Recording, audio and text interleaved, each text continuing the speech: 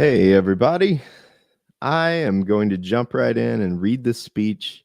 I did not see a good English overdub for it yet, and I like things read to me in hillbilly Midwestern American English. So without further ado, I'm going to do that for you. Let's go ahead and share Putin's most recent fire speech here. Try to educate a few Americans. All right, here we go.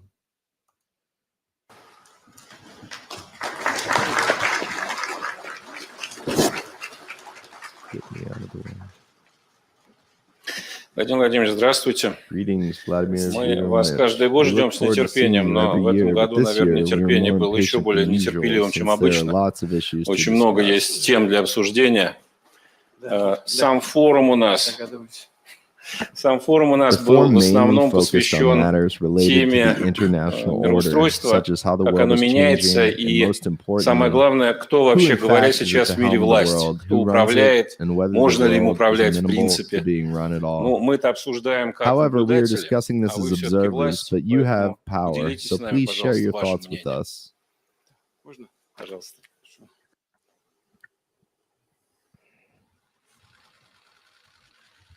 Thank you very much. Dear participants of the plenary session, ladies and gentlemen, friends, I had a chance to get a sense of what you discussed here during the last few days. It was an interesting and substantive discussion. I hope you do not regret coming to Russia and communicating with each other. I am happy to see you all. We have used the Valdai Club platform to discuss more than once the major and serious shifts that have already taken place and are taking place around the world, the risks posed by the degradation of global institutions, the erosion of collective security principles, and the substitution of rules for international law. I was tempted to say we are clear about who came up with these rules, but perhaps that would not be an accurate statement. We have no idea whatsoever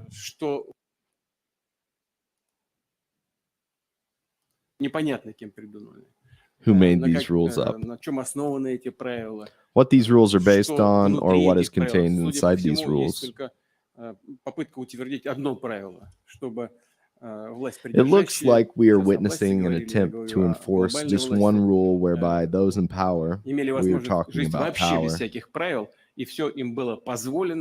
and I am now talking about global power, could live without following any rules at all and could get away with anything. These are the rules that we hear them constantly, as people say, harping on, that is, talking about them incessantly. The Valdai discussions are important because a variety of assessments and forecasts can be heard here. Life always shows how accurate.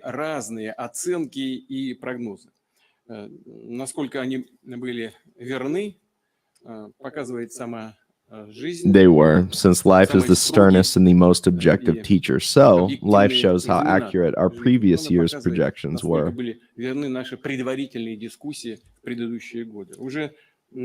Alas, events continue to follow a negative scenario, which we have discussed more than once during our previous meetings.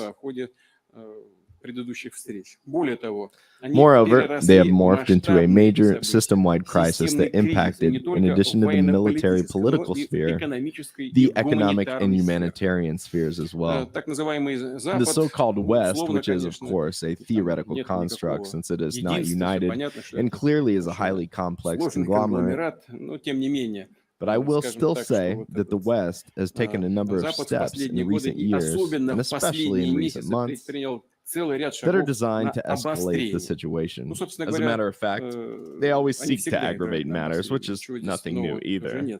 This includes the stoking of war in Ukraine, the provocations around Taiwan, and destabilization of global food and energy markets. To be sure, the latter was, of course, not done on purpose. There's no doubt about it. The destabilization of the energy market resulted from a number of systemic missteps made by the Western authorities that I mentioned above. As we can see now, the situation was further aggravated by the destruction of the pan-European gas pipelines.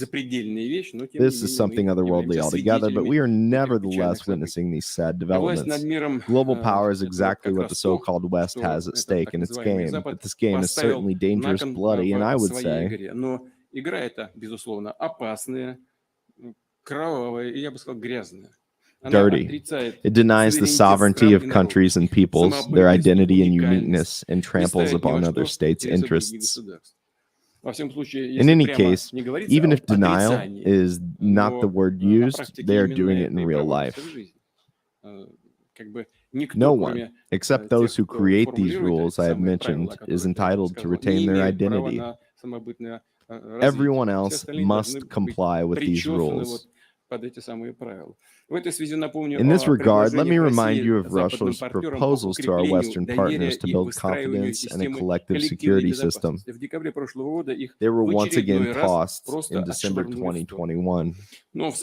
However, setting things out can hardly work in the modern world. He who sows the wind will reap the whirlwind, as the saying goes. The crisis has indeed taken on a global dimension and has impacted everyone. There can be no illusions about this. Humankind is at a fork in the road, either keep accumulating problems and eventually get crushed under their weight, or work together to find solutions, even imperfect ones, as long as they work. They can make our world a more stable and safer place. You know, I've always believed in the power of common sense. Therefore, I am convinced that sooner or later both the new centers of the multipolar international order and the West will have to start a dialogue on an equal footing about a common future for us all.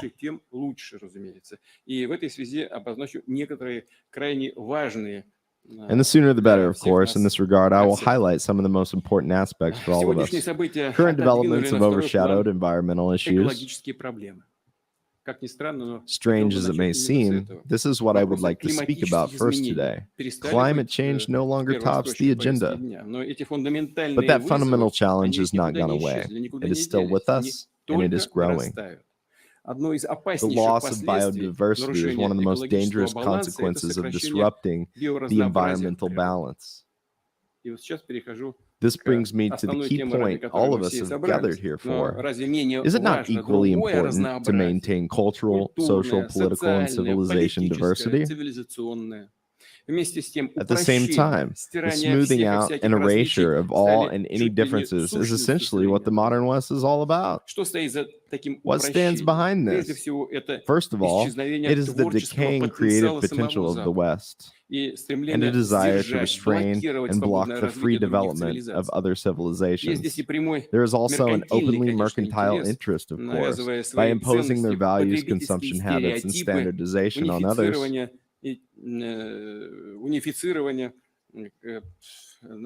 Our opponents, I will be careful with words, are trying to expand markets for their products. The goal on this track is very primitive. It is notable that the West proclaims the universal value of its culture and worldview, even if they do not say so openly, which they actually often do. They behave as if this is so, that it's a fact of life, and the policy they pursue is designed to show.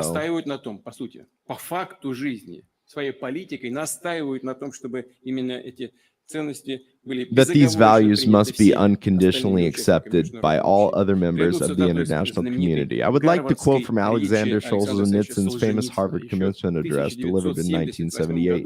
He said that typical of the West is a, quote, continuous blindness of superiority, and it continues to this day, which, quote, upholds the belief that vast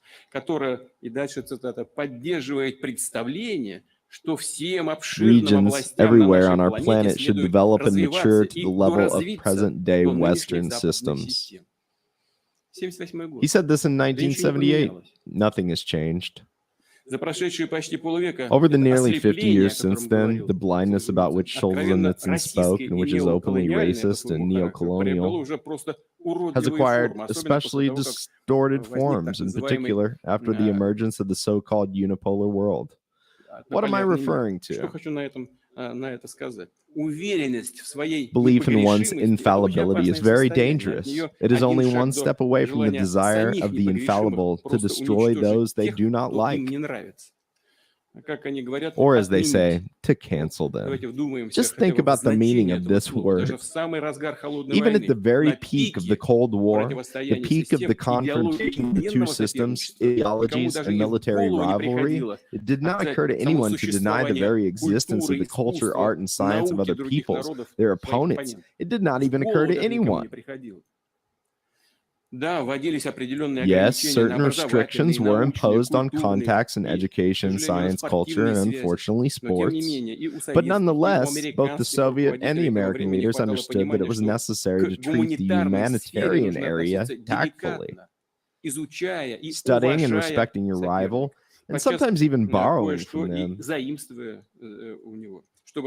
in order to retain a foundation for sound, productive relations, at least for the future. What's happening now? At one time, the Nazis reached the point of burning books, and now the Western guardians of liberalism and progress have reached the point of banning Dostoevsky and Tchaikovsky, the so-called cancel culture, and in reality, as we said many times, the real cancellation of culture is eradicating everything that is alive and creative.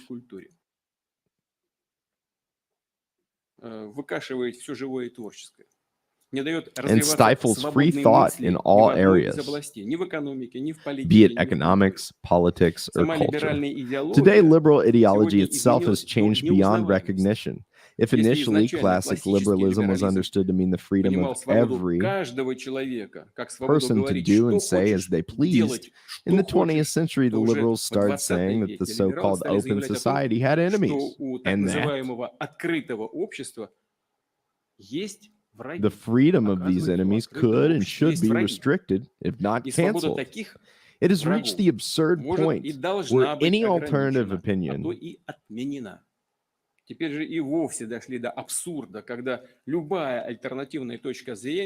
is declared subversive propaganda and a threat to democracy. Whatever comes from Russia is all branded as Kremlin intrigues. But look at yourselves. Are we really so all-powerful? Any criticism of our opponents, is perceived as Kremlin intrigues, the hand of the Kremlin. This is insane. What have you sunk to? Use your brain at least. Say something more interesting. Lay out your viewpoint conceptually. You cannot blame everything on the Kremlin scheming. Fyodor Dostoevsky prophetically foretold all this back in the 19th century. One of the characters of his novel Demons, the nihilist Shigalov, described the bright future he imagined in the following way, quote, emerging from boundless freedom, I conclude with boundless despotism. This is what our Western opponents have come to. Another character of the novel, Pyotr Verkovensky, echoes him, talking about the need for universal treason, reporting and spying, and claiming that society does not need talents or greater abilities. Quote, Cicero's tongue is cut out. Copernicus has his eyes gouged out, and Shakespeare is stoned. This is what our Western opponents are arriving at. What is this if not Western cancel culture? These were great thinkers, and frankly, I am grateful to my aides for finding these quotes. What can one say to this? History will certainly put everything in its place, and will know whom to cancel, and it will definitely not be the greatest works of universally recognized geniuses of world culture. But those who have, for some reason, decided that they have the right to use the world culture as they see fit, their self-regard really knows no bounds. No one will even remember their names in a few years. А Достоевский будет But жить. Dostoevsky will live Чайковский. on, as will Tchaikowsky, Pushkin, no matter Как бы how кому этого не much they would хотелось. have liked the Именно на opposite. унификации, на Standardization, финансовом и financial, технологическом and technological монополизме, monopoly, на the стирании erasure of всех и all всяческих differences is what различий underlies the строилась и Western model западная of модель globalization, глобализации. Неоколониальная which по is своей сути. Задача neocolonial in была nature. понятная. Their goal was Укрепить clear: безоговорочное to establish the доминирование Запада в unconditional мировой экономике и dominance of the политике. West in the global А для этого economy поставить себе and на службу politics. And to do природные that, и the West финансовые put at its ресурсы, service the entire интеллектуальные, planet's кадровые natural and и financial экономические resources. возможности всей планеты. Сделать тех и всяческих различий строилась и западная модель глобализации, неоколониальная по своей сути. Задача была понятная – укрепить безоговорочное доминирование Запада в мировой экономике и политике. А для этого поставить себе на службу As well as all intellectual, human, and кадровые и экономические возможности. economic capabilities, while alleging it was a natural feature of the so-called new global interdependence. Here I would like to recall another Russian philosopher, Alexander Zinoviev, whose birth centenary we'll celebrate on October 29th. More than 20 years ago, he said that Western civilization needed the entire planet as a medium of existence. Достигнутом ею уровне необходимо, дальше цитата, необходимо вся планета как and all the resources of humanity to survive at the level it had reached. That is what they want. That is exactly how it is. Все так и есть. Moreover, the West initially secured itself a huge head start in that system because it had developed the principles and mechanisms. The same as today's rules they keep talking about, which remain an incomprehensible black hole because no one knows what they are. But as soon as non-Western countries began to derive some benefits from globalization, above all the large nations of Asia, the West immediately changed or fully abolished many of those rules, and the so-called sacred principles of free trade, economic openness, equal competition, even property rights were suddenly forgotten completely. They changed the rules on the go, on the spot, wherever they see an opportunity for themselves. Here's another example of the substitution of concepts and meanings. For many years, Western ideologists and politicians have been telling the world there was no alternative to democracy. Admittedly, they meant the Western style, the so-called liberal model of democracy. They arrogantly rejected all other variants and forms of government by the people, and I want to emphasize this, did so contemptuously and disdainfully. This manner has been taking shape since colonial times, as if everyone were second-rate, while they were exceptional. It's been going on for centuries and continues to this day. So currently, an overwhelming majority of the international community is demanding democracy in international affairs and rejecting all forms of authoritarian dictate by individual countries. Но вот сегодня абсолютное большинство мирового сообщества как раз и требует демократии в международных делах. Не принимает любые формы авторитарного диктата групп государств. What is this if not the direct application of democratic principles to international relations? What stance has the civilized West adopted? If you are Democrats, you are supposed to welcome the natural desire for freedom expressed by billions of people. But no, the West is calling it undermining the liberal rules-based order. It is resorting to economic and trade wars, sanctions, boycotts, and color revolutions, and preparing and carrying out all sorts of coups. One of them led to tragic consequences in Ukraine in 2014. They supported it and even specified the amount of money they had spent on this coup. They have the cheek to act as they please and have no scruples.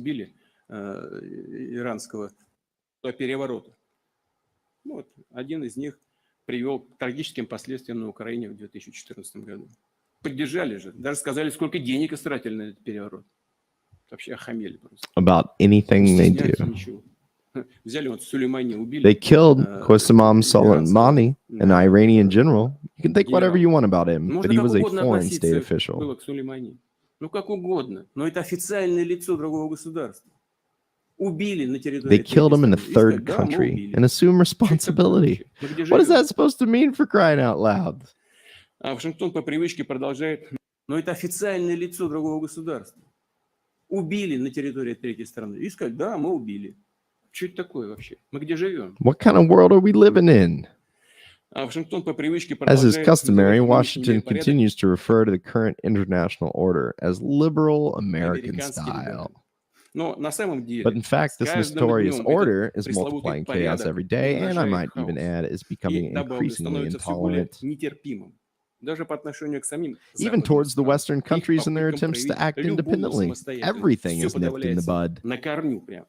И вводят And еще they do санкции not против even своих hesitate to собственных impose союзников. И sanctions on their согласись, allies, who а те lower their heads in совсем acquiescence. соглашаются, низко опуская голову.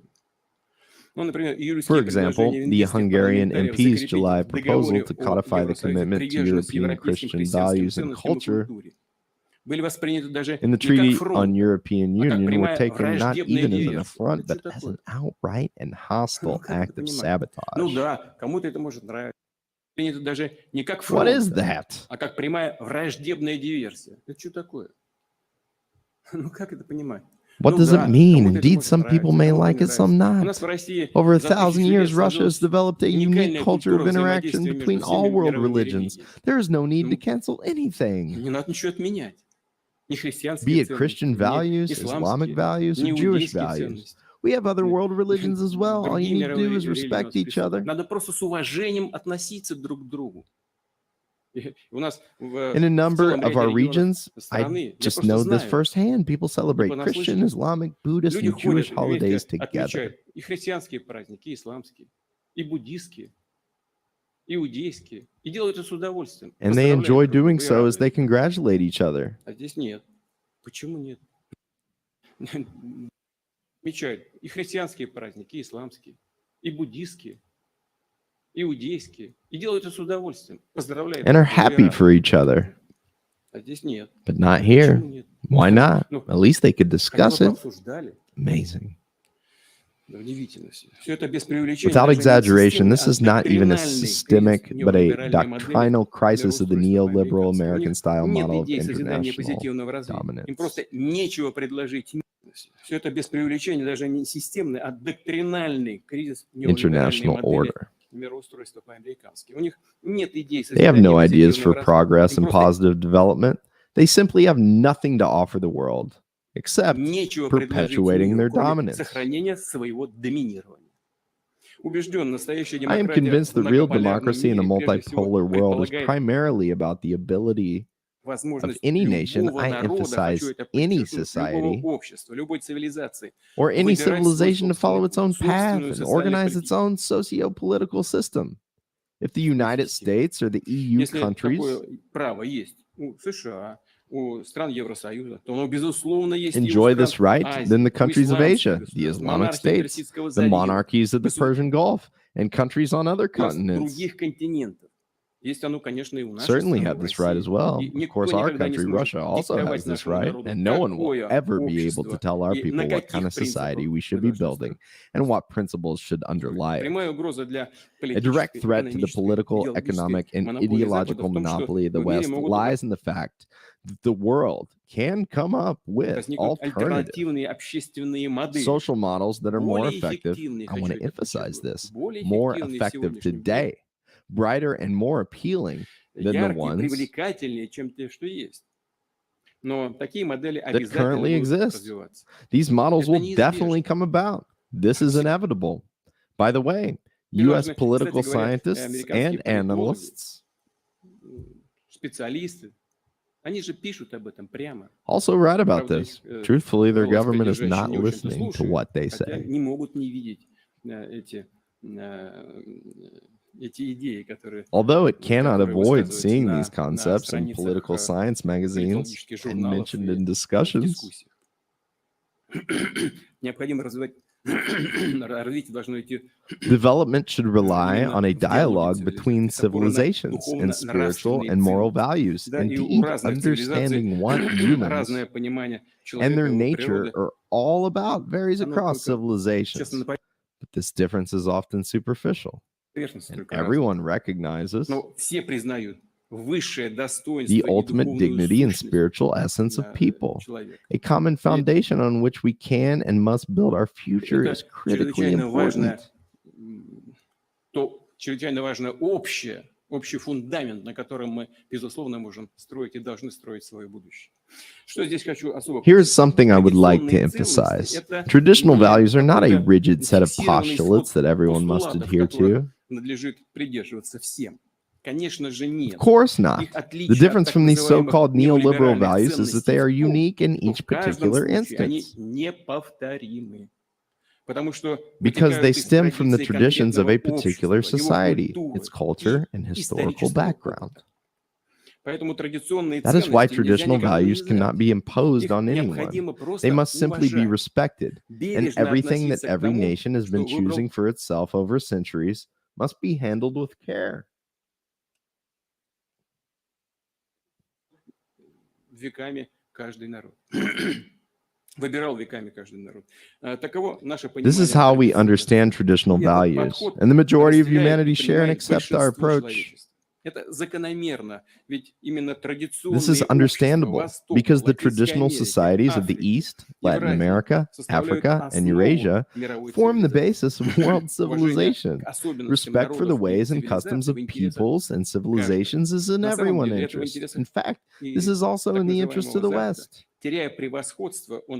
which is quickly becoming a minority in the international arena as it loses its dominance. Of course, the Western minority's rights to its own. И, безусловно, право этого западного меньшинства на собственную культуру. Cultural identity, and I want to emphasize this, must be ensured and respected, but importantly, on an equal footing with the rights of every other nation. If the Western elites believe they can have their people and their societies embrace what I believe are strange and trendy ideas, на мой взгляд. Но новомодные тенденции вроде десятков гендеров, like dozens of genders or gay pride parades, so be it. Let them do as they please. They certainly have no right to tell others to follow in their steps. We see the complicated demographic, political, and social processes taking place in Western Мы видим, что в западных странах идут сложные демографические, политические, социальные процессы. Безусловно, это их внутреннее. This is, of course, their own business. Russia does not interfere in such matters and has no intention of doing so. Unlike the West, we mind our own business. But we are hoping that pragmatism will triumph and Russia's dialogue with a genuine, traditional диалог России с подлинным, традиционным West, as well as other co-equal development centers, will become a major contribution to the construction of a multipolar world order. I will add that multipolarity is real and actually the only chance for Europe to restore its political and economic identity. To tell the truth, and this idea is expressed explicitly in Europe today, Europe's legal capacity is very limited. I tried to put it mildly, not to offend anyone. The world is diverse by nature, and Western attempts to squeeze everyone into the same pattern are clearly doomed. Nothing will come out of them. The conceited aspiration to achieve global supremacy and essentially to dictate or preserve leadership by dictate is really reducing the international prestige of the leaders of the Western world, including the United States, and increasing mistrust in their ability to negotiate in general. They say one thing today and another tomorrow. They sign documents and renounce them. They do what they want. There is no stability in anything. How documents are signed, what was discussed, what can we hope for? All this is completely unclear.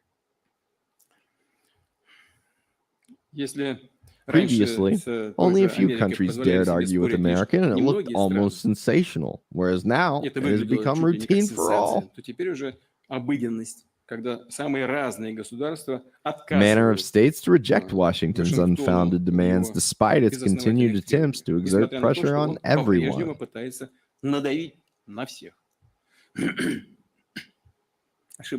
This is a mistaken policy that leads nowhere, but let them.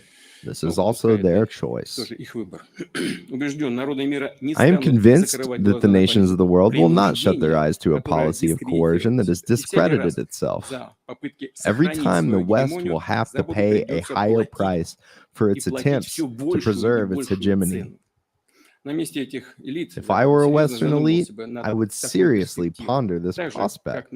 As I said, some political scientists and politicians in the United States are already thinking about it. In the current conditions of intense conflict, I will be direct about certain things. As an independent and distinctive civilization, Russia has never considered and does not consider itself an enemy of the West. Americophobia, Anglophobia, Francophobia, and Germanophobia are the same forms of racism as Russophobia or anti-Semitism, and incidentally, xenophobia in all its guises. It is simply necessary to understand clearly that, as I've already said before, two Wests, at least two and maybe more, but two at least. The West of traditional, primarily Christian values, freedom, patriotism, great culture, and now Islamic values as well. A substantial part of the population in many Western countries follows Islam. This West is close to us in something.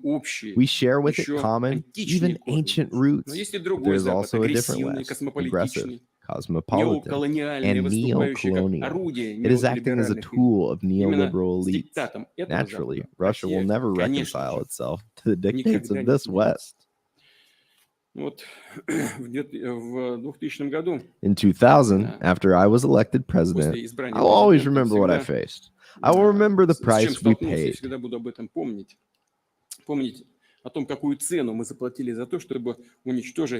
For destroying the den of terrorism in the North Caucasus, which the West almost openly supported at the time.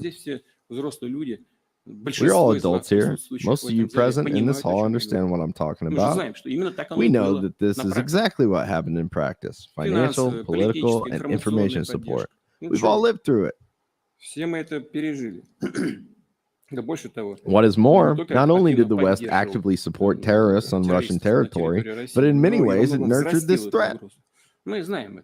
We know this.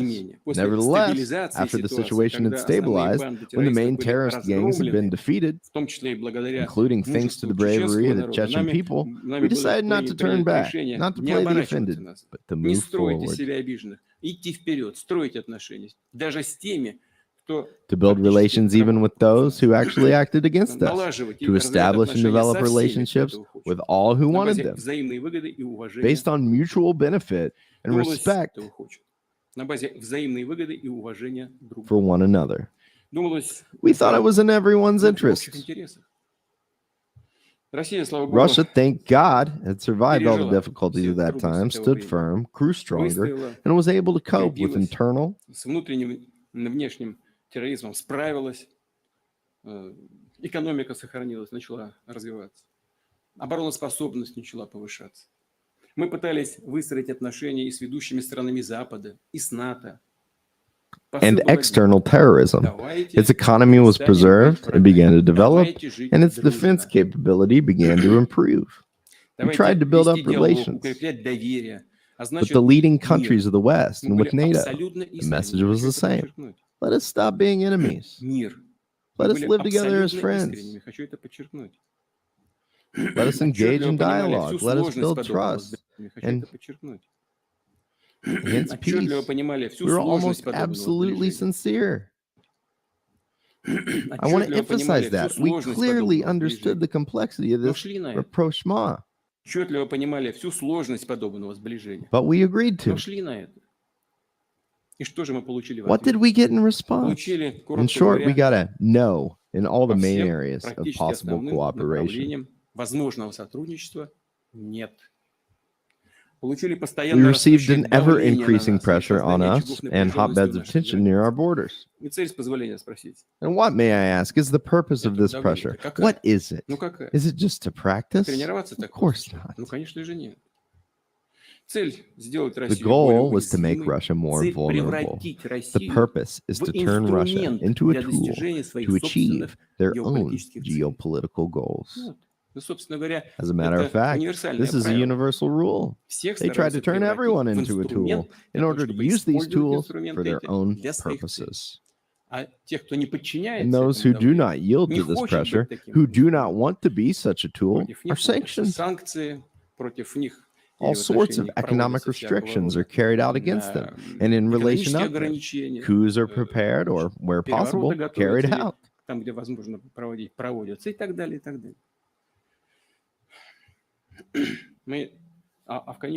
in the end, if nothing at all can be done, the aim is the same: to destroy them, to wipe them off the political map. But it is not and will never be possible to draft and implement such a scenario with respect to Russia. What else can I add? Russia is not challenging the Western elite. Russia is simply upholding its right to exist and to develop freely. Importantly, we will not become a new hegemon ourselves. Russia is not suggesting replacing the unipolar world with a bipolar, tripolar, or other dominating order, or replacing Western domination with domination from the east, north, or south. This would inevitably lead to another impasse. At this point, I would like to cite the words of the great Russian philosopher Nikolai Danilevsky. He believed that progress did not consist of everyone going in the same direction, as some of our opponents seem to want. This would only result in progress coming to a halt. He said, progress lies in, quote, walking the field that represents humanity's historical activity. Walking in all directions. He said, adding that no civilization can take pride in being the height of development. I am convinced that dictatorship can only be countered through free development of countries and peoples. The degradation of the individual can be set off by the love of a person as a creator. Primitive simplification and prohibition can be replaced with the flourishing complexity of culture and tradition. The significance of today's historical moment lies in the opportunities for everyone's democratic and distinct development path, which is opening up before all civilizations, states, and integration associations. We believe above all that the New World Order must be based on law and right, and must be free, distinctive, and fair. The world economy and trade also need to become fair and more open. Russia considers the creation of new international financial platforms inevitable. This includes international transactions. These platforms should be above national jurisdictions. They should be secure, depoliticized, and automated, and should not depend on any single control center. Is it possible to do this or not? Of course it's possible. This will require a lot of effort. Many countries will have to pool their efforts, but it is possible. This rules out the possibility of abuse in the new global financial infrastructure. It would make it possible to conduct effective, beneficial, and secure international transactions without the dollar or any of the so-called reserve currencies. This is all the more important now that the dollar is being used as a weapon. The United States and the West in general have discredited the institution of international financial reserves. First, they devalued it with inflation in the dollar and eurozones, and then they took our gold and currency reserves.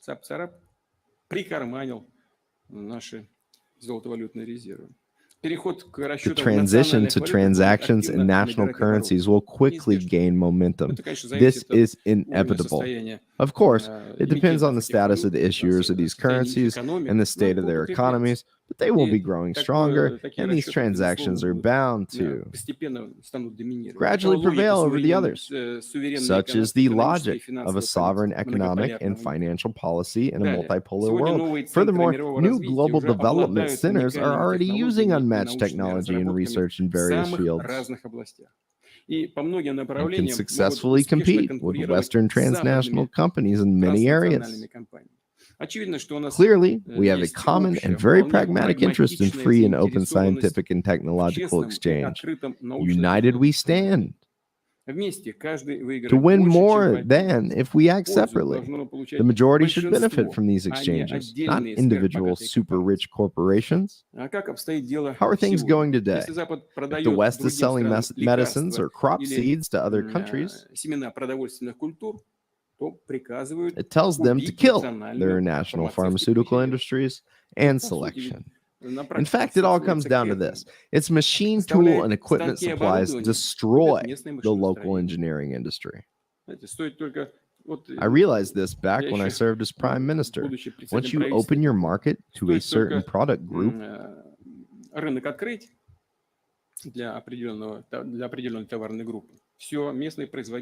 the local manufacturer instantly goes belly up, and it's almost impossible for him to raise his head. That's how they build relationships. That's how they take over markets and resources, and countries lose their technological and scientific potential. This is not progress. It is enslavement and reducing economies to primitive levels. Technological development should not increase global inequality, but rather reduce it. This is how Russia has traditionally implemented its foreign technology policy. For example, when we build nuclear power plants in other countries, we create competence centers and train local personnel. We create an industry. We don't just build a plant, we create an entire industry. In fact, we give other countries a chance to break new ground in their scientific and technological development, reduce inequality, and bring their energy sector to new levels of efficiency and environmental friendliness. Let me emphasize again that sovereignty and a unique path of development in no way mean isolation or autarky. On the contrary, they're about energetic and mutually beneficial cooperation based on the principles of fairness and equality. If liberal globalization is about depersonalizing and imposing the Western model on the entire world, integration is, in contrast, about tapping the potential of each civilization to benefit, for everyone to benefit. If globalism is dictate, which is what it comes down to eventually, integration is a team effort to develop common strategies that everyone can benefit from. In this regard, Russia believes it is important to make wider use of mechanisms for creating large spaces that rely on interaction between neighboring countries, whose economies and social systems, as well as resource bases and infrastructure, complement each other. In fact, these large spaces form the economic basis of a multipolar world order. Their dialogue gives rise to genuine unity in humanity, which is much more complex, unique, and multidimensional than the simplistic ideas professed by some Western masterminds. Unity among humankind cannot be created by issuing commands such as "do as I do" or "be like us." It is created with consideration for everyone's opinion and with a careful approach to the identity of every society and every nation. This is the principle that can underline long-term cooperation in a multipolar world. In this regard, it may be worth revising the structure of the United Nations, including its Security Council, to better reflect the world's diversity. After all, much more will depend on Asia, Africa, and Latin America in tomorrow's world than is commonly believed today, and this increase in their influence is undoubtedly a positive development. Let me recall that the Western civilization is not the only one, even in our common Eurasian space. Moreover, the majority of the population is concentrated in the east of Eurasia, where the oldest centers of human civilizations emerged. The value and importance of Eurasia lies in the fact that it represents a self-sufficient complex possessing huge resources of all kinds and tremendous opportunities.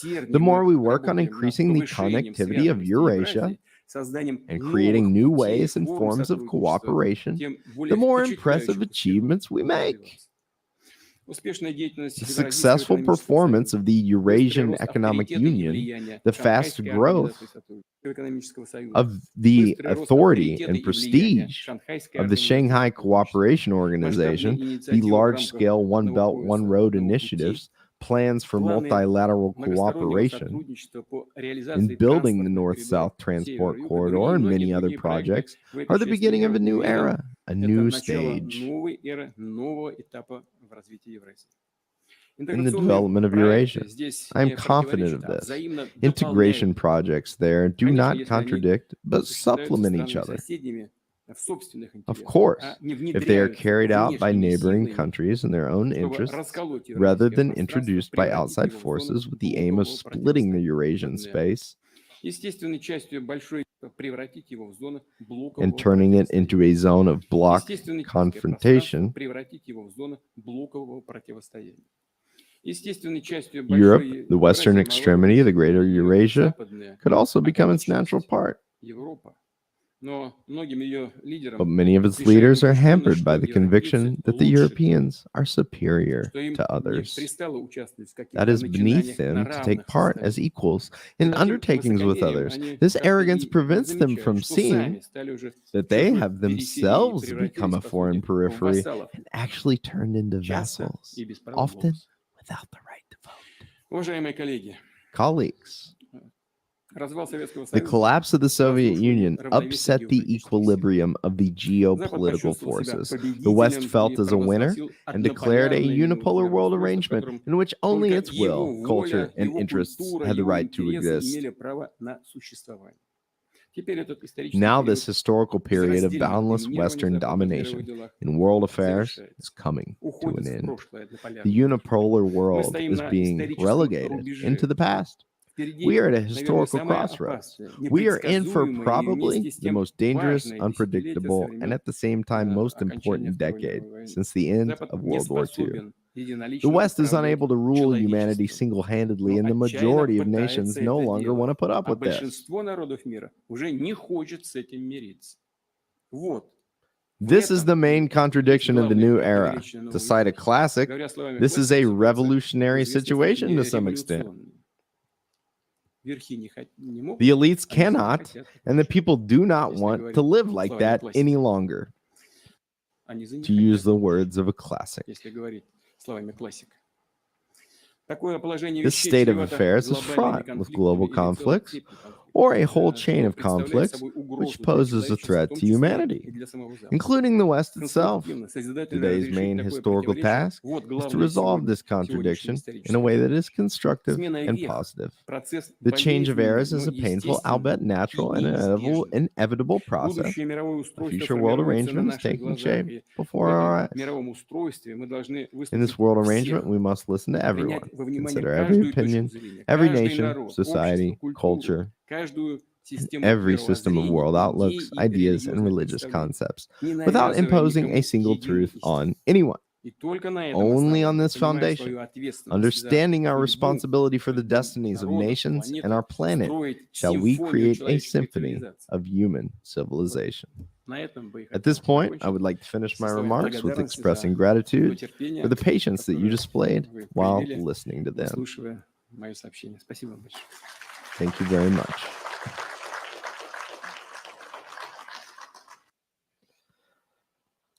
Okay, so I'm back in the dark. Let's turn some lights on. And I do, for those of you that want to stick around, for those of you that just wanted to watch the speech, I hope you'll subscribe. You can support me here if you would like.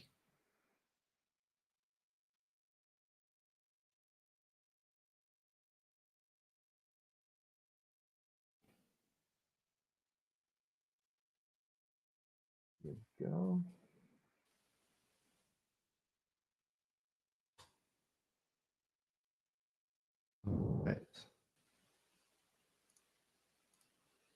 Aha. Very nice. So I don't know how to pin a comment. Not in what's StreamYard. So I do have a few other ideas I wanted to get down. Let's find here my ideas notes page. That has not updated yet from my phone. So give me a second. I gotta get something to drink after reading that. And I'll be right back.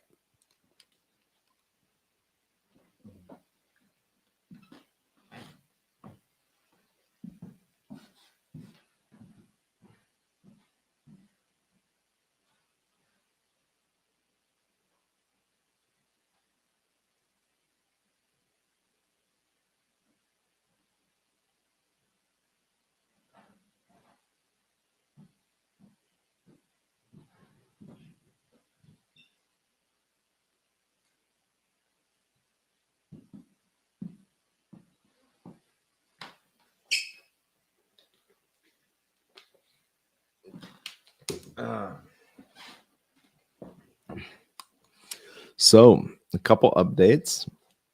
I got these new headphones in. Thank you, eBay. They are Shure SRH 44 Zeros. They're kind of like Shure's entry level professional headphones. But it's nice to be able to hear myself as I talk. I kind of like that. It's kind of nice. And do a little monitoring and mixing on the way. You can feel everything going. But I do remember now what I wanted to show you guys after that one. So in my journalism class, high school, for those of you that didn't know, I teach journalism. I went to journalism school, so they gave me the journalism class. Worked as a local reporter for about 3 years, wrote for a magazine for maybe a year total altogether. But so every day when I start out the class, I usually get one video that represents the collective West. And I personally think Amy Goodman and Democracy Now! Have went down the tubes. They took some money, I believe, from the Ford Foundation, and I will joke with the kids that we're going to count and see how long it takes Amy to mention climate change every day. But I do feel, it's an example of the collective West and what they're saying and what they're believing. So we watch that every day for 5 minutes, and then we'll usually find some news from I would call it the collective East, either RT or CGTN. Today we looked at some Haiti Liberté and read a interview with I can't remember. I had to translate it from English or from French into English, but I did see that popped in my mind. There was an interview on there from Johnny Barbecue. I didn't read it, but I think we will read it. I'll put it up on and make a very decent stream here out of some good material. I'm really hoping this sounds okay. I need to do a quick check of my brother just sent me an adorable picture of him with this little girl. Oh, that's precious. Oh, man. I'll tell you what. Babies are the greatest thing on earth, I think. I love those little sweeties. And I feel the collective West is trying to push us to have fewer of them. And from the culture to, things you can't say online if you want to stay on the mass media platform of a major corporation like Google. Hello, Google. Thank you for letting me be here. I appreciate it while it lasts. But let's see if the stream is coming through okay. Usually it'll pop up like my own video, but it's not doing that right now. I don't know what's going on. Probably didn't like this. Oh, there it is. Popping up now. Let's see if it sounds okay. Hang on. Oh, there it is. Woo! Popping up now. See if it sounds okay. It sounds great. Oh, there it is. Woo! Popping up now. See if it sounds okay. It sounds great. It sounds really good. I'm going to turn this LA2A on just to see how that sounds. How's this sound? I'm going to turn this LA2A on just to see how that sounds. How's this sound? I'm going to turn this LA2A sounds pretty good. Just to see how that sounds. How's this sound? Sounds pretty good. I think I'm going to leave that on. Let's see how, if I turn on gentle compression, if that still sounds pretty good.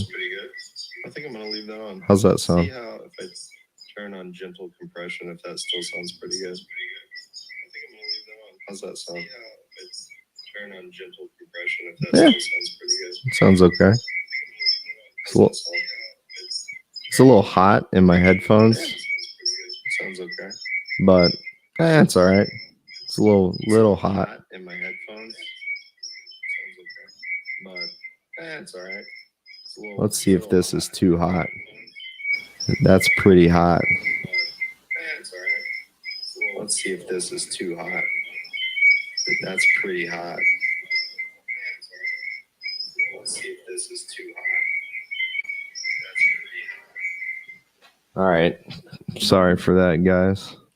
Yeah, it's too blown out. Let's put that back on default. It might be okay if I turn down the gain. Let's see. Turn the gain down. Yeah, that'd probably be okay. There's a lot of hum. A lot of hum. Maybe default, turn the gain back up to, it was about there. I think that'll be okay. All right, we'll leave it like that. Okay, well, thanks for bearing with me while I tried a few things there. That's the, it's very weird because it sounds different in my headphones than it does coming through this, which there's got to be a way to fix that. But for right now, I'm just going to turn down these phones just a little bit, and I think we're good. We'll keep going. Okay, so let's go ahead and check out this clip from Democracy Now! That I wanted to show you guys. All right. Here it is. So I was watching this during class today, and this came up about Haiti, and I will share the screen here.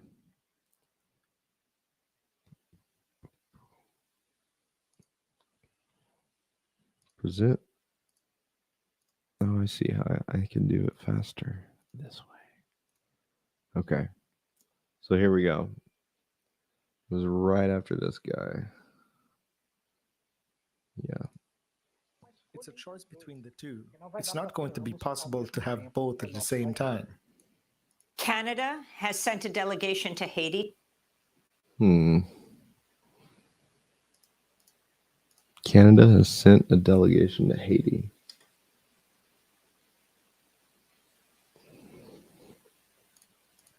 To assess security and humanitarian concerns as Haiti faces worsening political instability and gang activity. Canada's Foreign Minister and Prime Minister Justin Trudeau met with U.S. Secretary of State Antony Blinken in Ottawa Thursday as the two countries push for an international armed intervention in Haiti. Haitians have taken to the streets in recent weeks denouncing foreign aid and occupation, saying the U.S. and other foreign powers have Now, this is what I wanted to show you. Destabilization right here. of Haiti. The U.S. and other foreign powers. Look at that. Look at this right here. What flag is this? In case you don't know what flag that is, that's the Russian flag, y'all. This is in Haiti. They're flying the Russian flag. Notice Amy makes no mention of this whatsoever. None. All right. I'm going to put it back. I'm going to play it again. And you'll notice she makes no mention of this at all. None.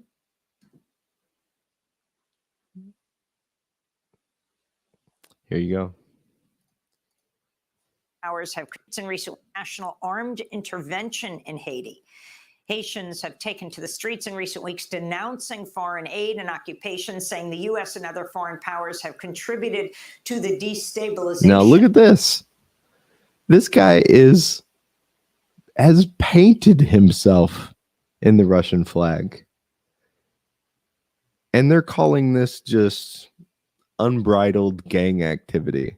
And they're having to send the UN in here. The UN, right? This guy. To put down the gang activity. Now, granted, I grew up in the rural Midwest, but I am quite a fan of gangsta rap. And, I've watched Boys in the Hood a few times. I do not remember any gang members painting their bodies in the color of the only country standing up to the Western imperialist bully that is sending in their own troops under the guise of the UN to try to shut down their resistance. This is a weird gang member that has painted his body in the Russian flag. I believe he's flying the Russian flag as well. It's kind of interesting. He's pointing at his body saying, hey, look at this, suckers. Very interesting. Because Black Lives Matter, right? Unless they're in Haiti and unless they're painted in a Russian flag. Right? Not so interested in those, are you, Joe? Gets better, though. Of Haiti. Protesters are also Look demanding at him. He's pointing at his skin. Let's go. He's pointing at the red on his skin. Look at that again. Destabilization right here. Of He's pointing at it. He's talking to him. Haiti. Right here. I'll point at it. Protesters are. Look at that. Look at that. Right there. Look at my arm, brother. You think that speech we just watched has anything to do with that? Oh, you best believe. You best believe. They act. I mean, that's what's so racist. I mean, it's like Inception level racist, where these Western media elites are like, "Oh, the poor Haitians just don't know what they're doing, and oh, the gay, they're just killing each other down there. They need to send someone in to save them for like the 14th time in their history since they had the first successful slave revolt in the Western world." This guy looks pretty politically aware. He appears to know more about what's going on in international politics than I'd say 99.99% of Americans, probably because he is actively having to deal with their bullshit. Let's keep watching, though. Here we go. Are also demanding the resignation of the U.S.-backed Haitian Prime Minister Ariel Henry. Meanwhile, well, look at this guy. He's got a flag too. Now, I want you to notice, Amy has not said a word about any of these three things. 3 scenes she's using, which I would imagine, since it's not in her ideological purview to mention what's going on here, if she could find any scenes without the Russian flag being waved, I I bet she would have used those. So what this means to me is they're everywhere. And she had trouble finding some other footage. But yeah, this guy is especially great because he's yelling at the reporter and he's waving the flag in the reporter's face. And he's obviously saying something about Russia, I would imagine. While a group of Democratic senators led by Massachusetts Senator Ed Markey are urging the Biden administration. Nothing. This is a weird gang activity. Flying the Russian flag. That doesn't make much sense. To expand and extend temporary protected they know status, the Russians are the only ones standing up against the bullies that are about to invade their country Haiti's current TPS and cause designation them a lot of havoc. in February. The Biden administration has continued to mass deport Haitian asylum seekers, including children, despite widespread shortages of food, water, and other vital resources. In related news, hundreds of thousands of immigrants from El Salvador, Honduras, Nicaragua, and Nepal who have TPS are at risk of deportation after negotiation. Okay. So let's I'm going to find that article by Johnny Barbecue and we're going to read it. Is it Jimmy Barbecue? I can't remember. I do want to see it though. Haiti Liberté. Here it is. Let's share this tab. Present. Share screen. Share Haiti Liberté. All right. There it is. Ken Ives publication.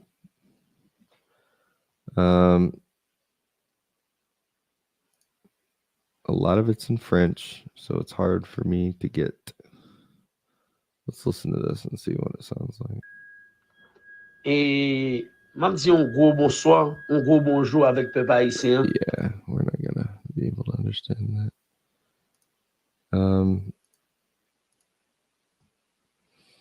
The one at school would translate it for me. This one doesn't. So let's just get a taste of this. This is the one we looked at today. Non-Invasion Imperialist by Isabel Papillon. October 26, 2022.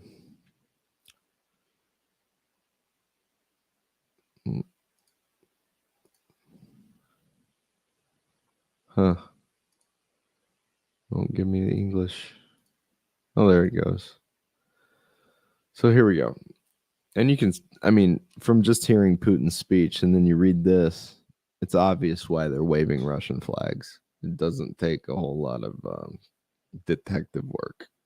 So, the socialists and conscious workers must categorically oppose the plan of invasion openly concocted by the American and Canadian imperialist powers against the Haitian people.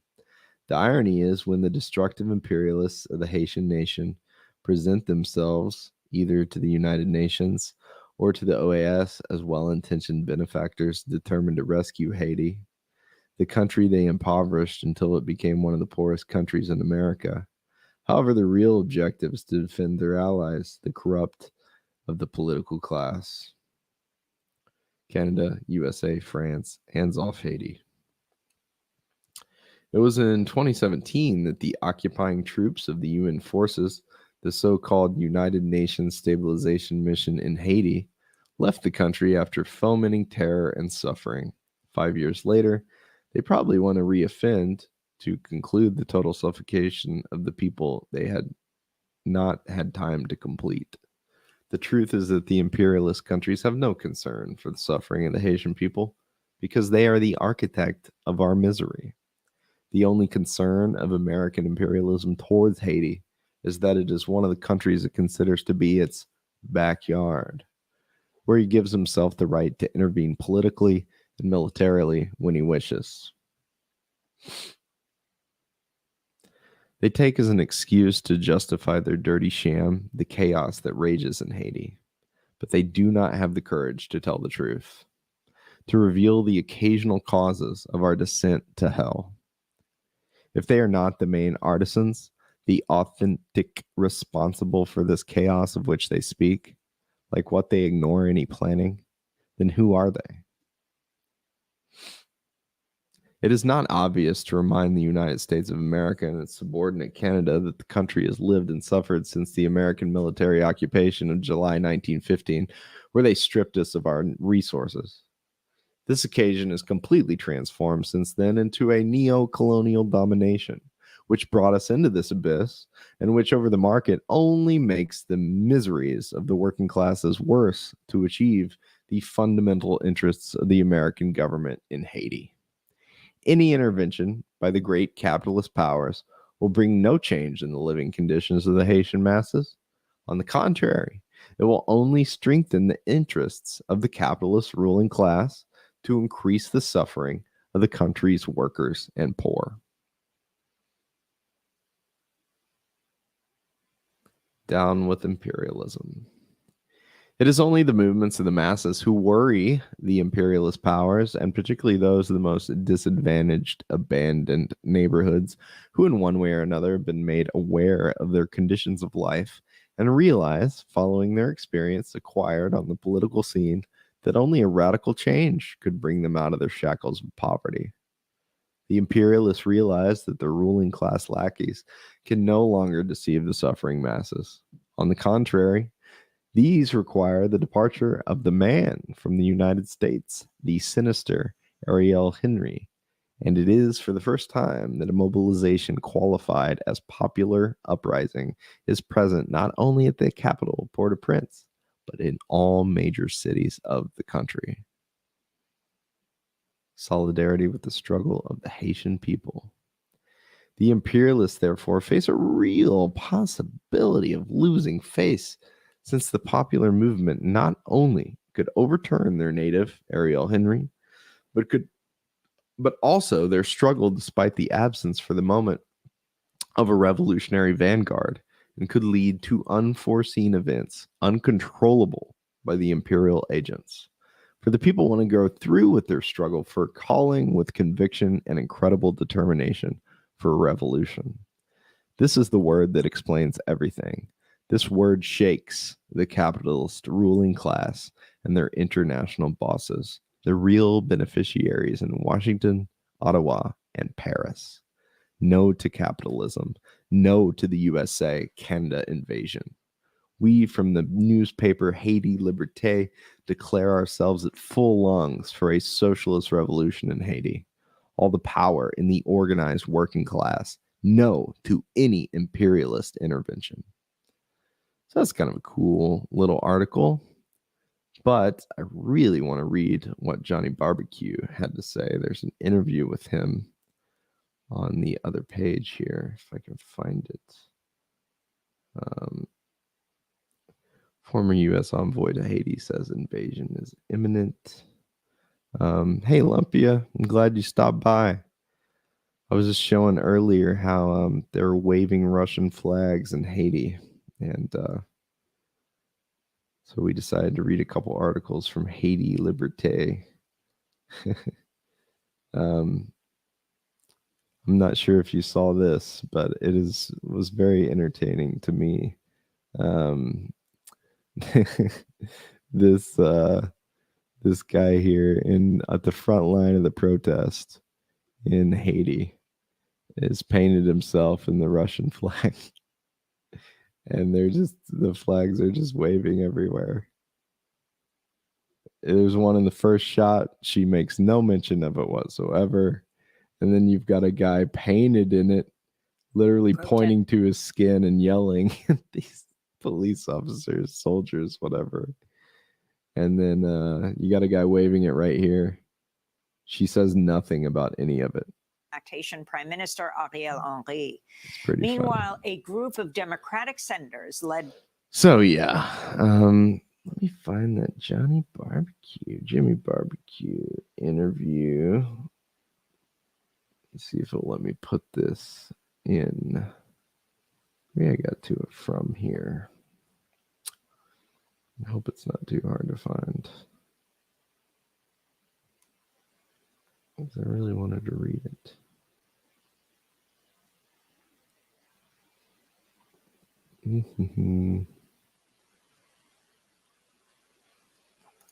It's got to be on the front page.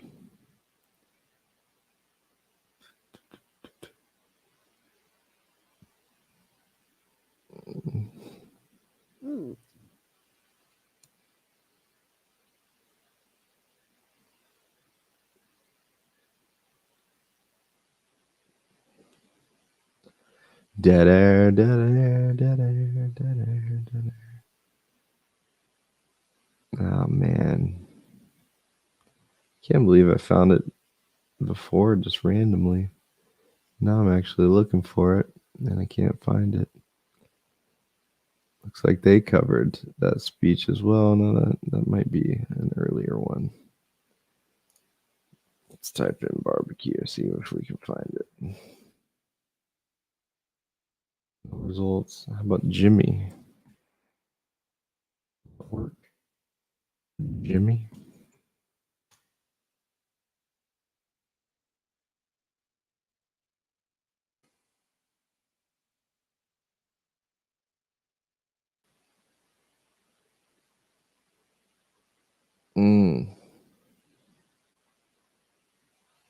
I need that French to English translate. There we go.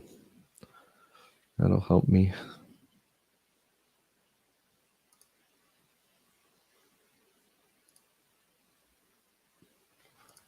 It's not translating. Oh, there it goes.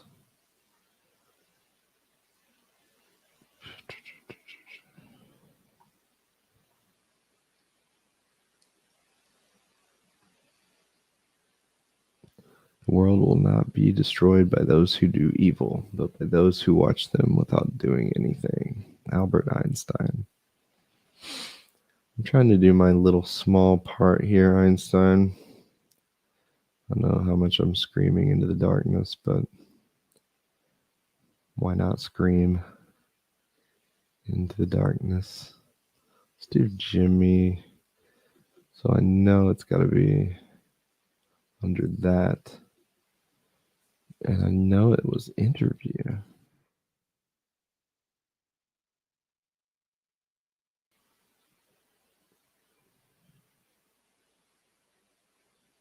Maybe that was it. Let's just go with that one for right now. Make sure we get it in English.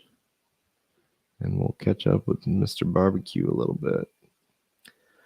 Revelations or defamation of Jimmy. No, it was more recent than that. I wonder if I can just find like all of their articles. The archive, maybe? I bet that's it. Let's go to the archive. Oh, you're gonna hide it from me, huh? I'm trying to share it with the world, man. I don't want audio or video. Editorial. Put it in English for me.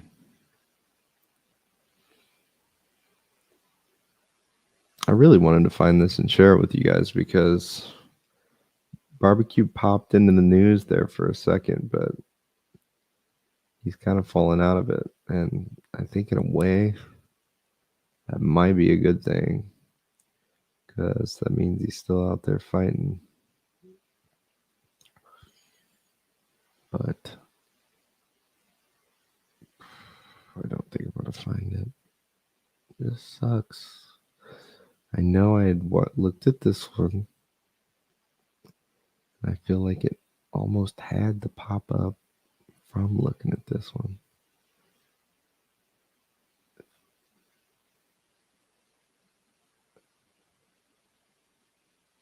I love seeing these Julian Assange posts on this website.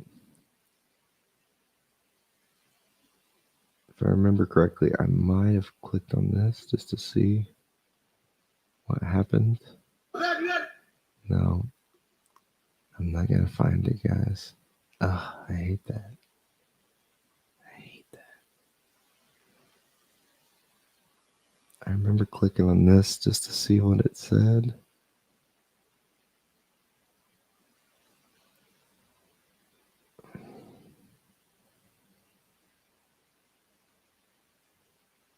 Surely they didn't take it down.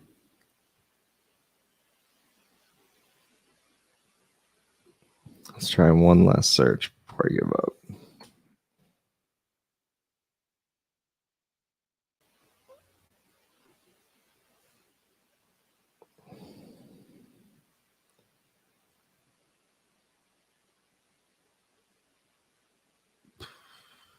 Put it in English.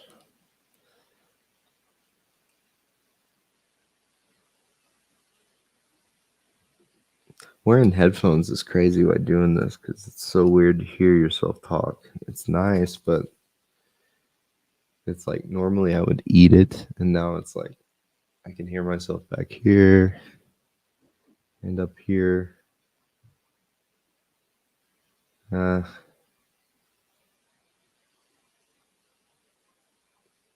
Barbecue.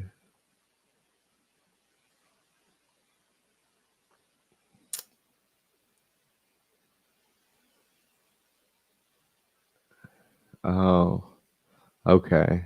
Maybe I'd read it in the deck.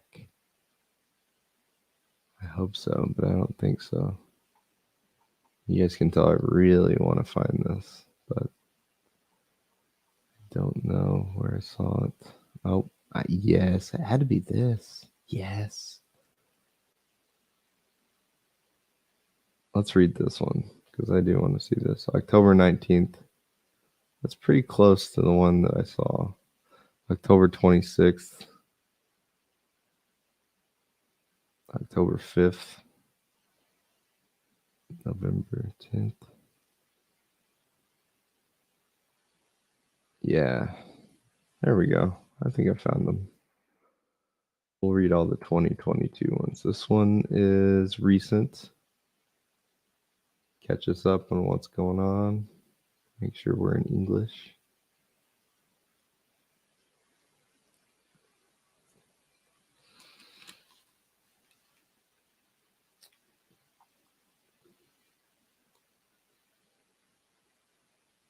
Maybe I'll exit on that. There we go. Oh, that one's not translating.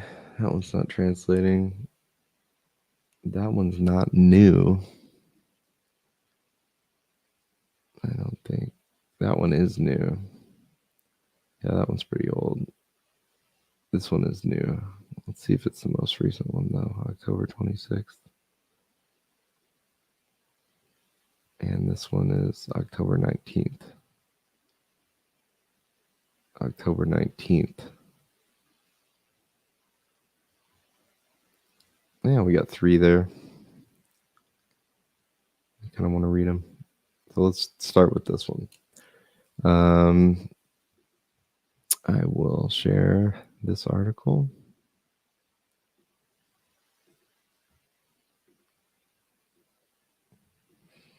So, U.S. tries to bend UN Charter to bless illegal unwanted invasion by Kim Ives, my man. All right, the UN Security Council listening. All right. The gloves came off at the United Nations Security Council on Monday, October 17, 2022, in one of the best bare-knuckle diplomatic throwdowns since the dawn of the new multipolar world on February 4th, 2022, and the subject was Haiti.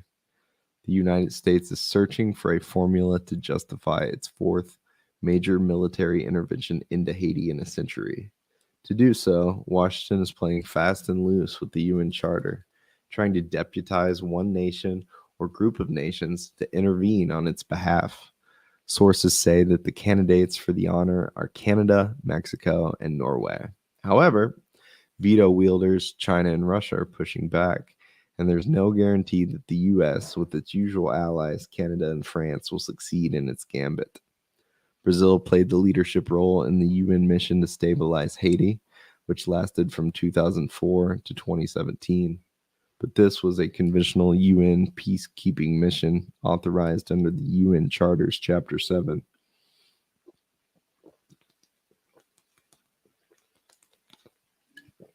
Excuse me. Thoroughly directed by the UNSC. What UN Secretary General Antonio Guterres proposed in his October 8th letter to the UNSC was an aberration on two accounts.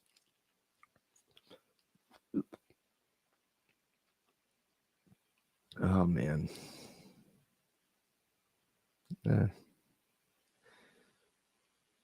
It's getting a taste for.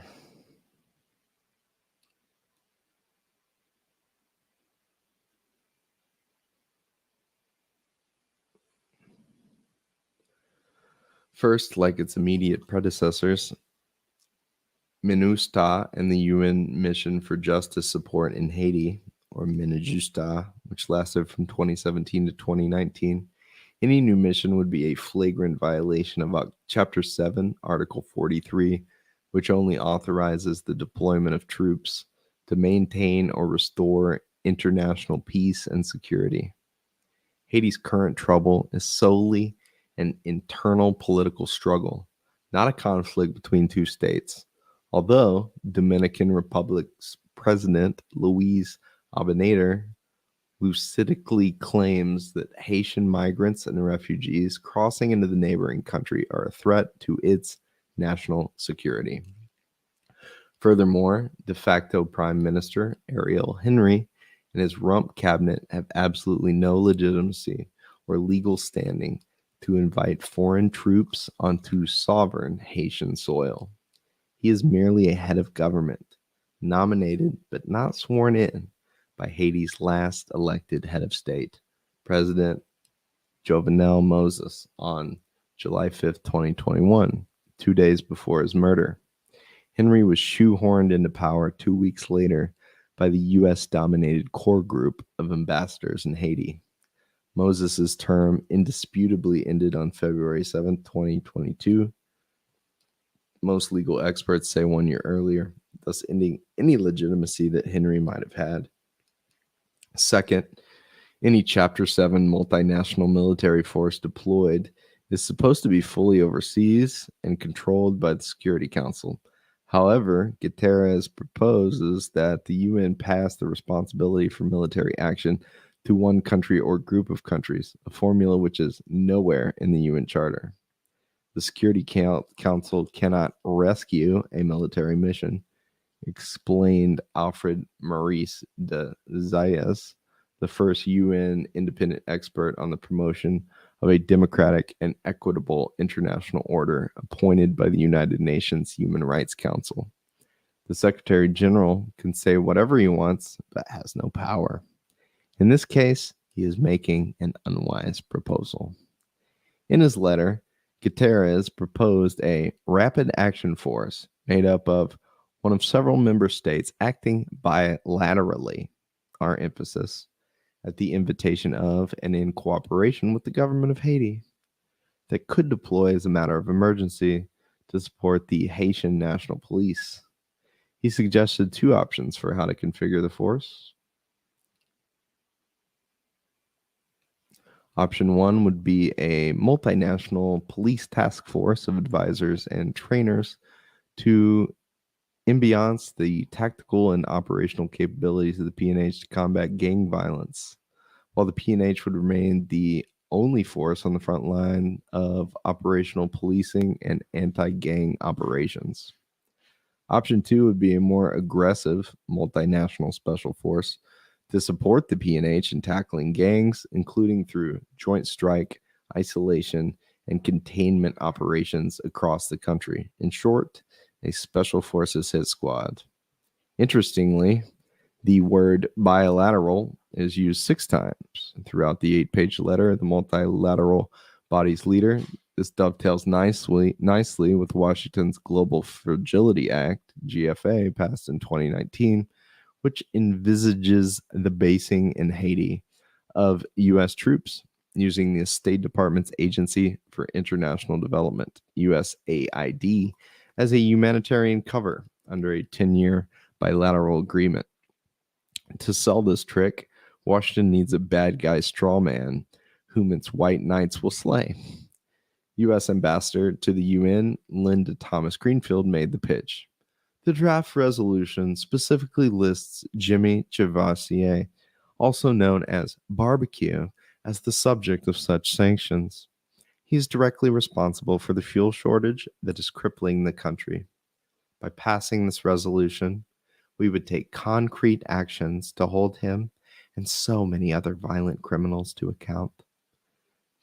Cesare is the foremost spokesman of the revolutionary forces of the G9 family and allies. Mess with one, you mess with all. FRG9, an alliance of crime-fighting, armed neighborhood organizations. Let me pause to push my glasses up on my nose. Thomas Greenfield further tried to sell the formula by saying this is also a direct response to Prime Minister Henry and the Haitian Council of Ministers' request for international assistance to help restore security and alleviate the humanitarian crisis. Predictably, Russia and China pushed back. We would like to understand that external interference in the political process in Haiti, said Dmitry Polyansky, first deputy permanent representative of the Russian Federation of the UN, subsuming Haiti's interest to the interests of well-known regional players, a thinly veiled reference to the U.S., who view the American continent as their backyard, is unacceptable. He also noted that many opposition groups call for not allowing a foreign intervention, and they rightly refer to a not very successful experience, to put it mildly, with external interference in the country's affairs. Finally, we cannot support the attempts to quickly push through a resolution for this council on the sanctions either, Polyansky concluded. China also opposed a military option, saying it had, quote, taken note of the immediate opposition from some political parties and groups to the presence of a foreign armed force in Haiti at a time when the Haitian government lacks legitimacy and is unable to govern. Haitians held massive anti-invasion demonstrations in Port-au-Prince on October 17th and the 216th anniversary of the founding father, Jean-Jacques Dessalines' murder. Many protesters waved Russian flags. There you go. It wasn't just me. My eyes didn't deceive me. In chaotic confrontations, Haitian police dispersed some of the demonstrators with tear gas. The same day, about 60 demonstrators walked down Nordstrand Avenue from Eastern Parkway to Flatbush Avenue in Brooklyn, New York, to demand no intervention. China did, however, express support for sanctions, but gave no indication whatsoever that it agreed with Washington's targeting of Chevalier, an anti-crime crusader. Chevalier's call for a social revolution in Haiti is what alarms the U.S. and its allies in Haiti's ruling class. China supports targeted sanctions, including travel bans, assets freeze, and an arms embargo, among other measures, against gang members and their supporters. Gang Shuang, the deputy permanent representative of China to the UN, said, likely referring to the criminal group in a confederacy known as GPEP.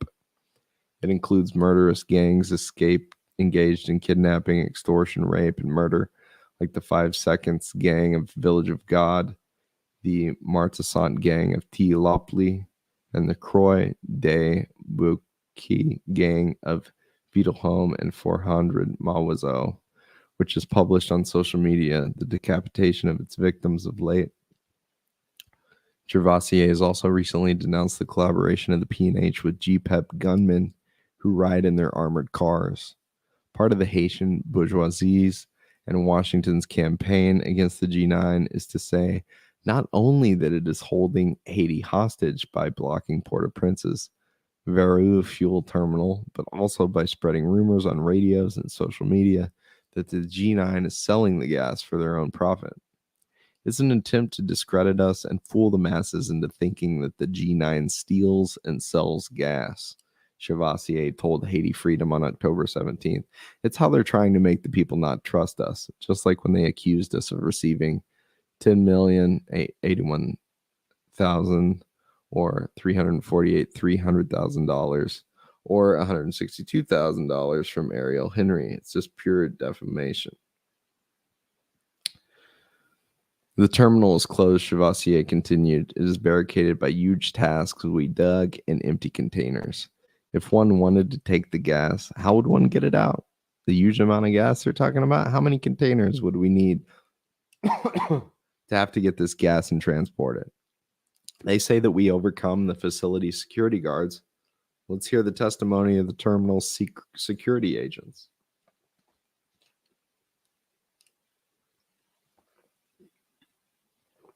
The terminal has 70% of the nation's gas. Such a terminal undoubtedly has cameras. Well, let them show the footage and prove their accusations against the G9. What is sure, the gas will not leave unless and only unless Ariel backs down from his decision to hike the gas price and returns it to what it was before. As long as he sets it at the IMF's price, the gas will not leave. Unless he uses imperialism's military force to retake the terminal. It is not by chance that every day the U.S. talks about the G9, but the G9 has never kidnapped or raped anyone, Chavassier went on. We have not blocked Mardisant, which for a year and 4 months has cut off the capital from 4 southern departments. The G9 did not block Croix de Bouquet, but the U.S. target, the beast to be slaughtered, is the G9 because we, like the popular masses, are demanding real change so that the living conditions of people living in working class neighborhoods improve so they live decently. The foreigners will land, Chavassier said. Let them come. However, they will not only face Jimmy Chavassier, but all the angry people of the ghettos, seething in their working class neighborhoods, who have nothing to lose and are ready to fight and die for their country. We have threatened the interests of the oligarchs, the wheeler dealers, who destroyed our industries, Chavassier said. They only buy to sell. They closed the state sugar mill, Hasco, which had more than 300,000 workers, the cement plant, and the flour mill, and kept the population in misery. Certainly, the interests of imperialism are threatened. Well, let it happen. When imperialism arrives, we will stand up to fight politically and defend our lives. Russia and China may throw Washington's designs in the UN, but the U.S. may then turn either to the Organization of American States, OAS, or even an impromptu epispheric coalition, as it did to invade tiny Grenada in 1983. I think they will send soldiers from the CARICOM countries with support from U.S., Canada, Mexico, and DR, tweeted Dr. Jemima Pierre, a Haitian analyst with the Black Alliance for Peace and Black Agenda Report. Oh, that one was pretty good. Thank you for that. Kim Ives, nice update. I really wanted to read this one too. I'm going to try. I'm kind of losing my voice, but I want to push through.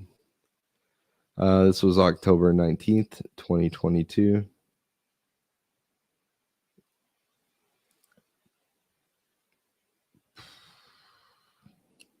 And this one, when's it from?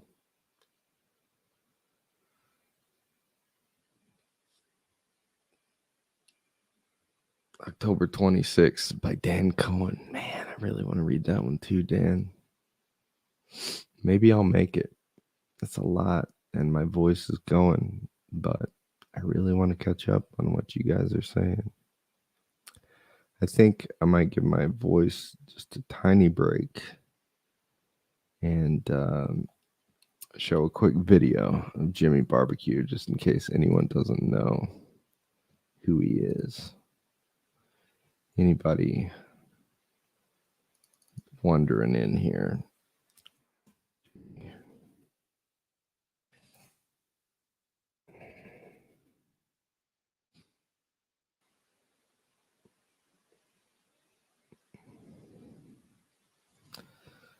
Al Jazeera. That's not the one I was looking for. I wonder if they hid that one. There's one I always watched, and it was kind of unfair, but gave you the idea. Here's typed in Jimmy Barbecue, probably. Yeah, that's the one I watched. Let's turn that one on here. Present, share screen.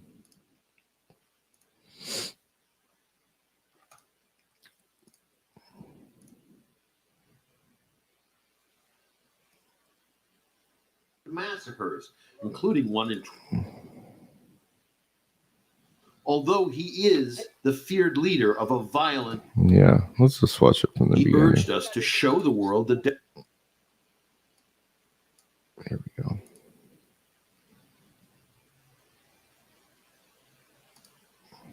I'd have to see that. His name is Jimmy Chalamet, more commonly known by his childhood nickname, Barbecue. Once a Haitian police officer, he is now the leader of a powerful confederation of gangs called G9, which controls much of Port-au-Prince and its suburbs. With an automatic rifle strapped to his chest, Chalamet took us through the garbage-strewn alleyways of La Saline, a sprawling slum. He urged us to show the world the desperate poverty in which millions of Haitians live out their lives without basic sanitation, healthcare, education, or hopes for a better future.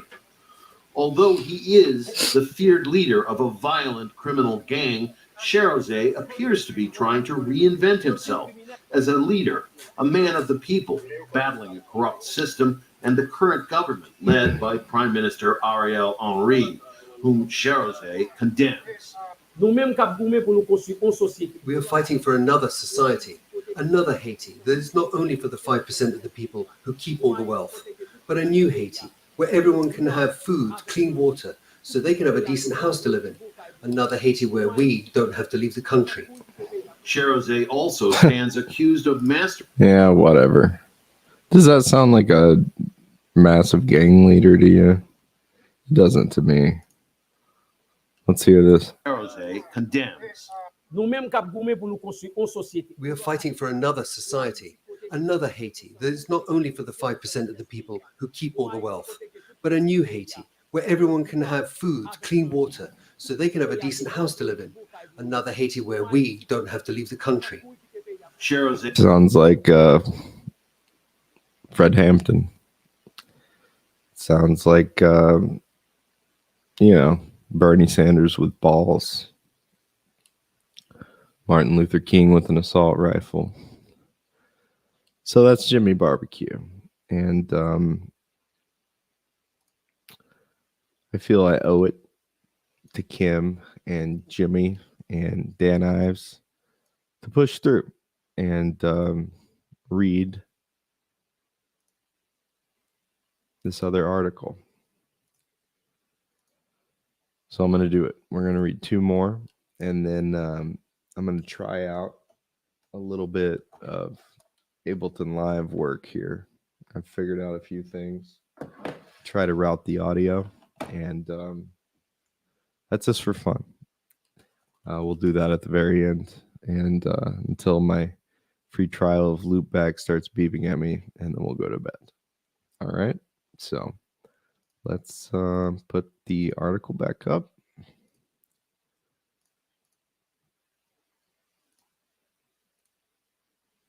Okay. This is by Isabel Papillon. We read that one first. So I wonder if it's a girl or a boy. No picture. It doesn't matter. They're a good writer. They seem to be French. So here we go. Ammunition against the gangs or the people. October 19th, 2022. American and Canadian military aircraft in Port-au-Prince, Haiti, to transfer important security equipment, including tactical and armored vehicles and weapons for the Haitian National Police, PNH. This week, the United States and Canada, whose interests are undoubtedly threatened in Haiti by a popular uprising demanding the departure of their man liege Ariel Henry and the withdrawal of the rising fuel prices, decided to deliver equipment purchased by the de facto government to fight gangs. A joint statement from the United States and Canada dated October 15th, 2022, signed by the Canadian Foreign Ministers Melanie Joly and National Defense Anita Anand, U.S. Secretary of State Anthony Blinken, and United States Secretary of Defense Lloyd Austin, informs that, quote, today, American and Canadian military aircraft have arrived in Port-au-Prince, Haiti to transfer important security equipment purchased by the Haitian government, including tactical and armored vehicles, and supplies to the Director General of the Haitian National Police, PNH. The delivery of the equipment was part of a joint operation involving aircraft from the U.S. Air Force and Royal Canadian Aviation. This equipment will help the PNH in its fight against criminal actors who foment violence and disrupt the flow of essential humanitarian aid, hampering efforts to stop the spread of cholera. Continues the press release. I find this weapons and ammunition to help the PNH better manage the population demonstrating on the streets. I love they're delivering them in a school bus. That's not suspect. It's wow. Just, hey, here's a bunch of weapons for you to put down your potential revolution for the poor. And like all good Western PR, we're going to sneak it in a school bus in the back of a military plane. Because everything we do is upfront. Because, you know, God and the truth are on our side. So why hide it? Sarcasm. It is clear that Ariel's statement on September 11th, calling gangs who express their indignation and anger in the streets, imperialist forces will be very happy to arm him to fight these gangs. Is it to fight these bandits that these munitions arrived in Haiti? In any case, it would seem that Prime Minister Ariel Henry feels reinforced by these munitions and took the opportunity to declare triumphantly, quote, on behalf of my government and the Haitian people, I welcome the arrival of a first batch of materials and equipment that we have ordered for the Haitian National Police, PNH. We reiterate our firm commitment to better equip our police in the fight against banditry with a view to restoring order and peace in the country. We warmly thank the American and Canadian governments for their support in the delivery process of this equipment, and will continue to count on their partnership in order to build capacity from our police force. The irony is today that the tutors have noticed that a certain insecurity destabilizes the country, and undoubtedly it is for the first time that they hear of gangs in Haiti and mobilize to train the police and strengthen their operational capacity to combat the violence of these gangs. Growing insecurity must be urgently addressed to help Haiti move towards stability and sustainable development. As read in the joint declaration in the United States and Canada, quote, as your speech defends aspirations, popular demands, automatically imperialism will call you a bandit.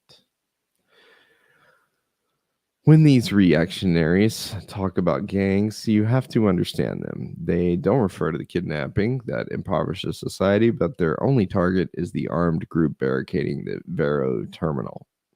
All of these propaganda for military intervention and PNH strengthening have only one objective, to reach the G9, which has nothing to do with kidnappings for ransom.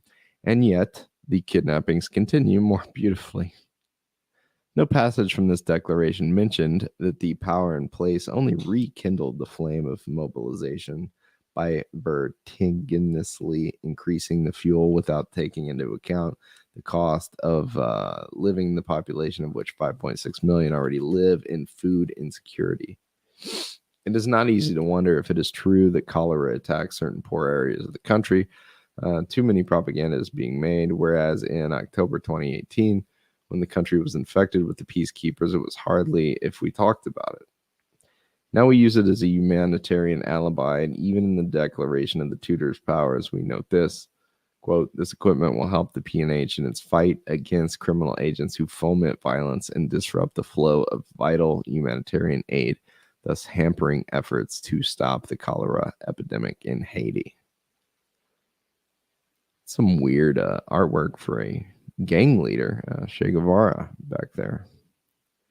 Che Guevara, another notorious gang leader who, led a successful revolution in Cuba with what was it, 80 men?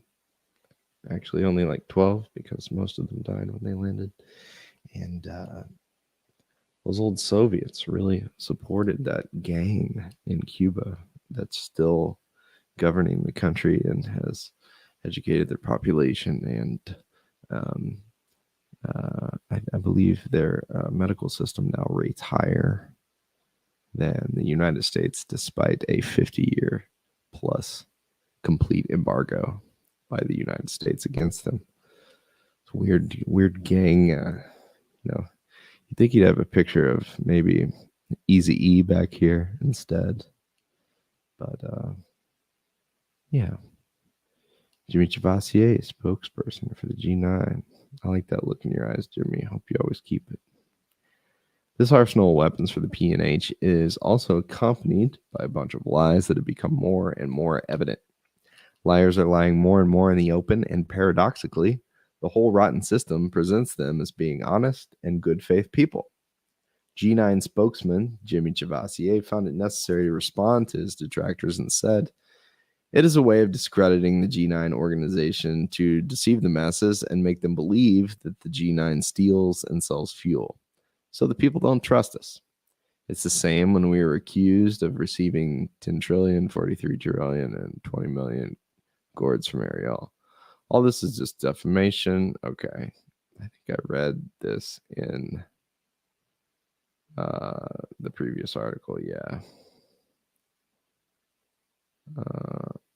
Yep.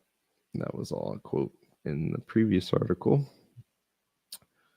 So this is the last one I wanted to read by Dan Cohen, who did a great documentary on Israel with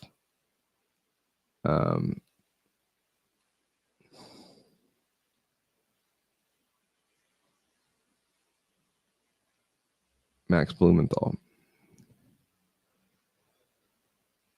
That's how I first found Dan Cohen.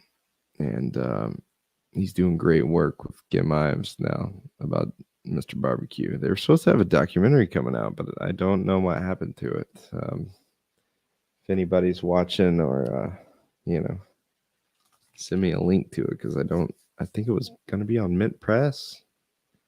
They did a good video on Mint Press a few months ago about this between Kim Ives and Dan Cohen, a little interview about barbecue here, but I haven't seen the documentary. Maybe Ukraine war came up and got in the way. I don't know, but all right. So let's knock this out and play around a little Ableton. Call it a night. U.S. disinformation campaign provides pretext as UN military intervention looms. Dan Cohen, October 26, 2022. So this was 2 days ago. This should take us right up to date on the Haiti situation.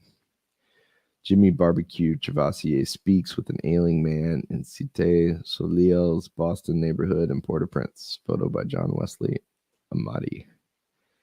An investigation exposing the role of Washington's disinformation apparatus in Haiti's worst massacre in decades. As a popular uprising engulfs Haiti and threats to topple the U.S.-backed regime of de facto Prime Minister Ariel Henry, Washington is seeking to deploy a military force to target the figure at the storm center, Jimmy Chavassier, nicknamed Barbecue. Chavassier is the leader of a federation of armed groups called the Revolutionary Forces of the G9 Family and Allies, or FRG9. Since September 19th, Chavassier and the FRG9 have blocked with trenches and empty truck containers the Veru gas terminal, where Haiti receives some 70% of its fuel supplies. Haitian National Police, HNP, forces have attacked the FRG-9 in attempts to dislodge its fighters, but have failed. This barricade, which is only one of hundreds around the capital and Haiti generally, is today providing the excuse for Henry to request foreign military intervention. While the masses of protesters demand Henry's resignation and denounce his request, it is the G9's blockade of the terminal that presents the most severe threat to Henry's continued grip on the country. On October 21st, the United Nations Security Council unanimously passed Resolution 2653, drafted by the United States and Mexico, leveling international sanctions against gang leaders and their financial and political sponsors. However, only one leader was named, Chavassier. This follows U.S. Magnitsky's sanctions raised against Chavassier in December 2020. FRG-9 leader Jimmy Chavassier addresses a crowd of supporters in Port-au-Prince's La Saline neighborhood in July 2021. Photo of John Wesley Amati. Quote, "This resolution is an initial answer to calls for help from the Haitian people," U.S. Ambassador to the UN Linda Thomas Greenfield remarked. "Today's adoption of this resolution is only a first step. We have much more work to do." Haiti is plotted by criminal armed groups like the 400 Mawazo and the 5 Second Gang, all torn against the FRG-9 and GPEP Confederation, which is connected to powerful oligarchs with close ties to the U.S. Haitians have taken note that Chavassier, an anti-crime crusader, is the only figure targeted by the resolution, which claims that he, quote, has engaged in acts that threaten the peace, security, and stability of Haiti, and that the fuel blockade has, quote, directly contributed to the economic crippling and humanitarian crisis in Haiti. Ironically, the UN Security Council sanctions on Chavassier alone have boosted his image among the Haitian masses, remarked a Cite du Soleil community leader who requested anonymity. The resolution also activated the UN Charter's Armed Intervention Clause, outlined in Chapter 7, which was used to legitimize UN peacekeepers' missions in Haiti from 1994 to 2000 and 2004 to 2019. Indeed, Washington is pushing for UNSC approval to deputize a UN member country to carry out a military intervention, which dovetails with the U.S. Global Fragility Act, a 2019 law that authorizes covert military operations in targeted countries, with Haiti being the test case. Secretary General Antonio Guterres put forth on October 8th a proposal for foreign military intervention in Haiti, calling for a rapid action force that would be composed of special armed forces personnel provided by one or several member states, with one member state providing leadership to the effort, including in terms of the planning, startup, command, and direction of operations. This would be followed by a multinational police task force to either train and advise H&P hit squad or to establish a special force to operate alongside the H&P in tackling gangs, including through joint strike, isolation, and containment operations. Greenfield Thompson, draft co-pen holder, told the council in an October 17th debate that, quote, "This resolution will pose a limited, carefully scoped, non-UN mission led by a partner country with the deep necessary experience required for such an effort to be effective." Guterres' proposal was reflected in an earlier draft to the resolution containing a section calling for immediate deployment of multinational rapid action force. However, it was struck from the resolution in negotiations. Preparing for war. Chavassier is well aware of the possibility of the U.S. military attempting to assassinate him. Quote, "We know that the U.S. troops are preparing to trample on sovereign Haitian soil," he told Haiti Liberté. "We're devising our strategies and tactics to deal with them." See if this is the one I was looking for and couldn't find.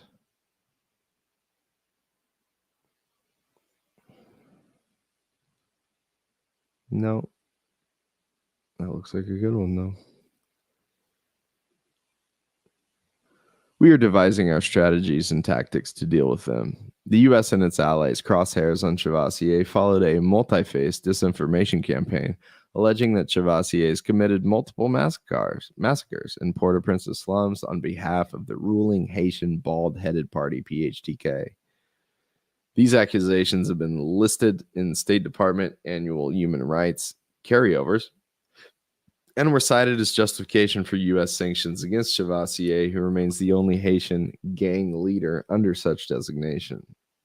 Indeed, the UNSC's draft resolution contains similar language, claiming that Chavassier planned and participated in the November 2018 deadly attack against civilians in Port-au-Prince neighborhood known as La Saline.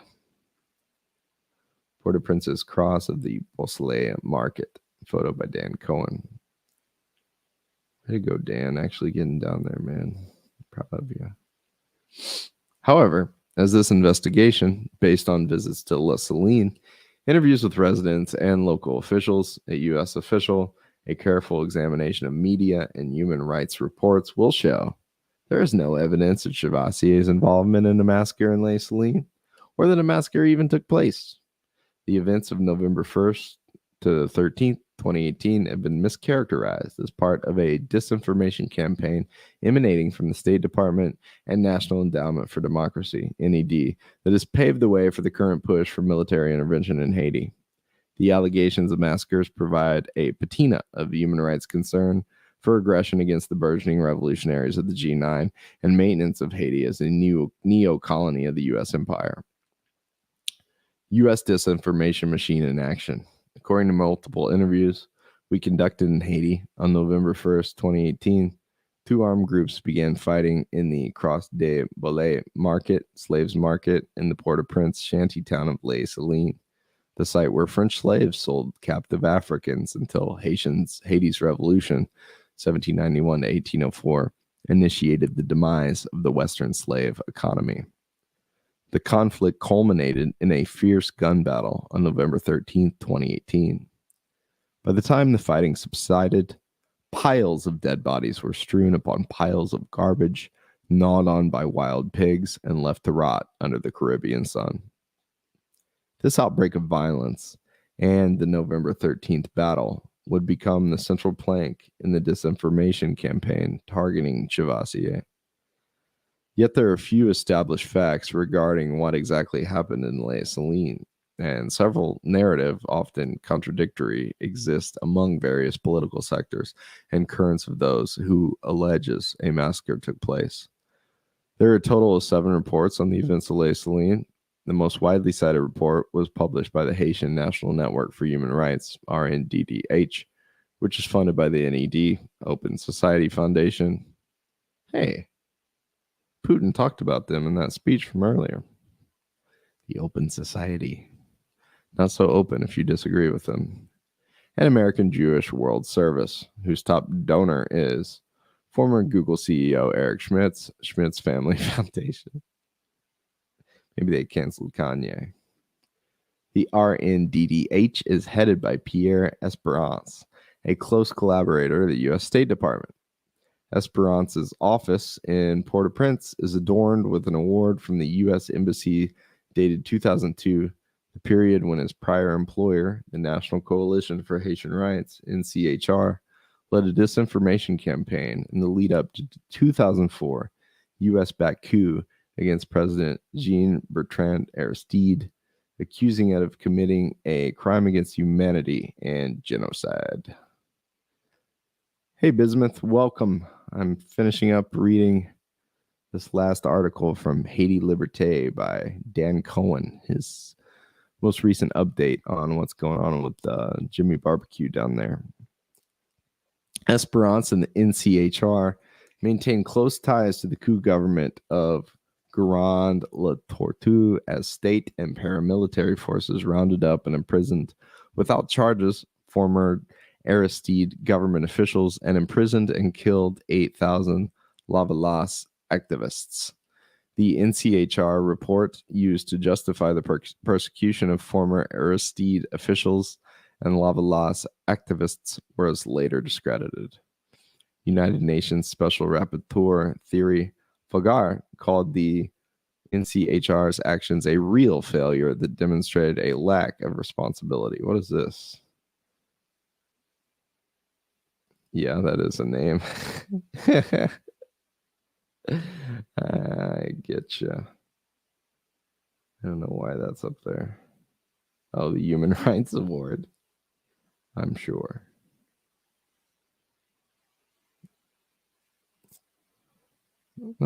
U.S. Embassy's award to Pierre Esperance and CHR in 2002, Dan Cohen. Hope, now head of the RNDDH, has continued to develop ties to the U.S. and is backed by some of the world's most powerful oligarchs. According to one account in the RNDDH's report on November 2018, events of La Saline, Chavassier convened a meeting with government officials in his Delmas 6 neighboring several days in advance to plan it.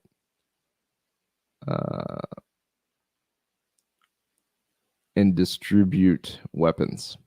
The report claims that Chavassier and Serge T.I. Jr. Electus, whose armed group would later become an original component of the FRG-9, went on a rampage, murdering people, destroying homes, and feeding human remains to pigs. They watched the movie Snatch. Feed them to the pigs. Eat everything but the teeth. That's what I learned from that movie.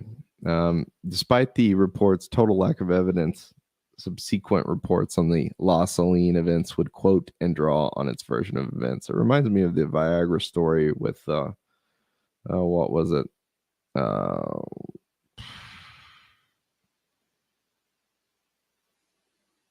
I can't remember his name. It's getting late. Gaddafi soldiers. I said they're giving Viagra and raping people, and that just turned out to be just complete, total horse pooey. None of that was true, but people believed it for a while.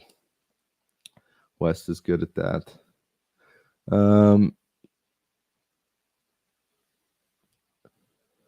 Despite the report's total lack of evidence, subsequent reports on the La Saline events would quote and draw on its version of events. Another report written by Pierre Esperance's former right-hand woman, Marie Yolene Galiz, who now heads the Open Eyes Foundation, FJKL, was released just 2 days after the La Saline incident. It primarily describes a conflict between formerly allied armed groups for control of the Cross of Beausalines market. However, it tacks on the word massacre at the end, though provides no evidence for its claim. A third report, published by the California-based National Lawyers Guild and Haitian Action Committee, insists, in sharp contrast to the RNDDH and FJKL reports, that the narrative of a clash between armed groups was a cover for a state-sponsored massacre that sought to unpunish and destroy La Saline because of its historic support for the Lavalas movement. Despite its opposite conclusion as the FJKL report, it too claims that Jimmy Chavassier shared in the violence. However, it does not allege he oversaw or partook in a massacre as the RNDDH and FJKL do. Instead, it alleges that he blocked victims of the massacre from fleeing into his lower Delmas neighborhood. This allegation is based on an interview to a link that no longer works. However, Chavassier stated publicly that he, along with residents and other police officers from his neighborhood, blocked alleys to prevent criminals from the notorious 117 gang, which they had previously expressed from returning.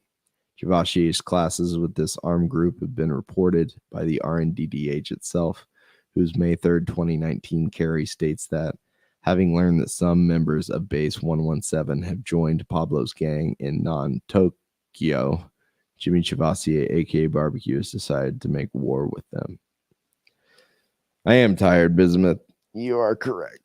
But I really wanted to push through this for Dan, and I really wanted to get on here and do read that Putin speech because I thought it was important. And I have a good wife, and she encouraged me to do that. So while I was on here, I wanted to get my 2 hours in, and I wanted to read some Jimmy articles on here on Haiti Liberté, and I'm about around the bend. I'm going to make music and have fun for a minute when I'm done with this article, and then I'm going to crash. The report claims that Travassier's statement on blocking the alleges corroborates the testimony given by survivors in La Saline, accusing him and other police officers of participating in the massacre. However, the testimonies contained in the report never mention Travassier. This sloppy and false claim is characteristic of the NLG-HAC report. It also states that Travassier is a PHTK member, though provides no evidence for this claim. Presumably is based off of 2 photos circulating on social media of Travassier wearing a PHTK bracelet.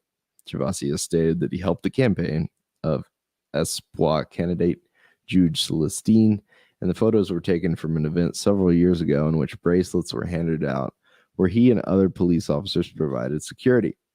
This was prior to his 2018 firing from the Haitian National Police and ideological transformation to revolutionary leader. Whether one believes Travassier or not, photos that are several years old are insufficient evidence to prove that he is a member of the PHTK and fly in the face of all circumstantial evidence. Harvard Law School's International Human Rights Clinic published a carry deeming the incident a state-sanctioned massacre. Its authors relied heavily on the RNDDH and conducted no fieldwork.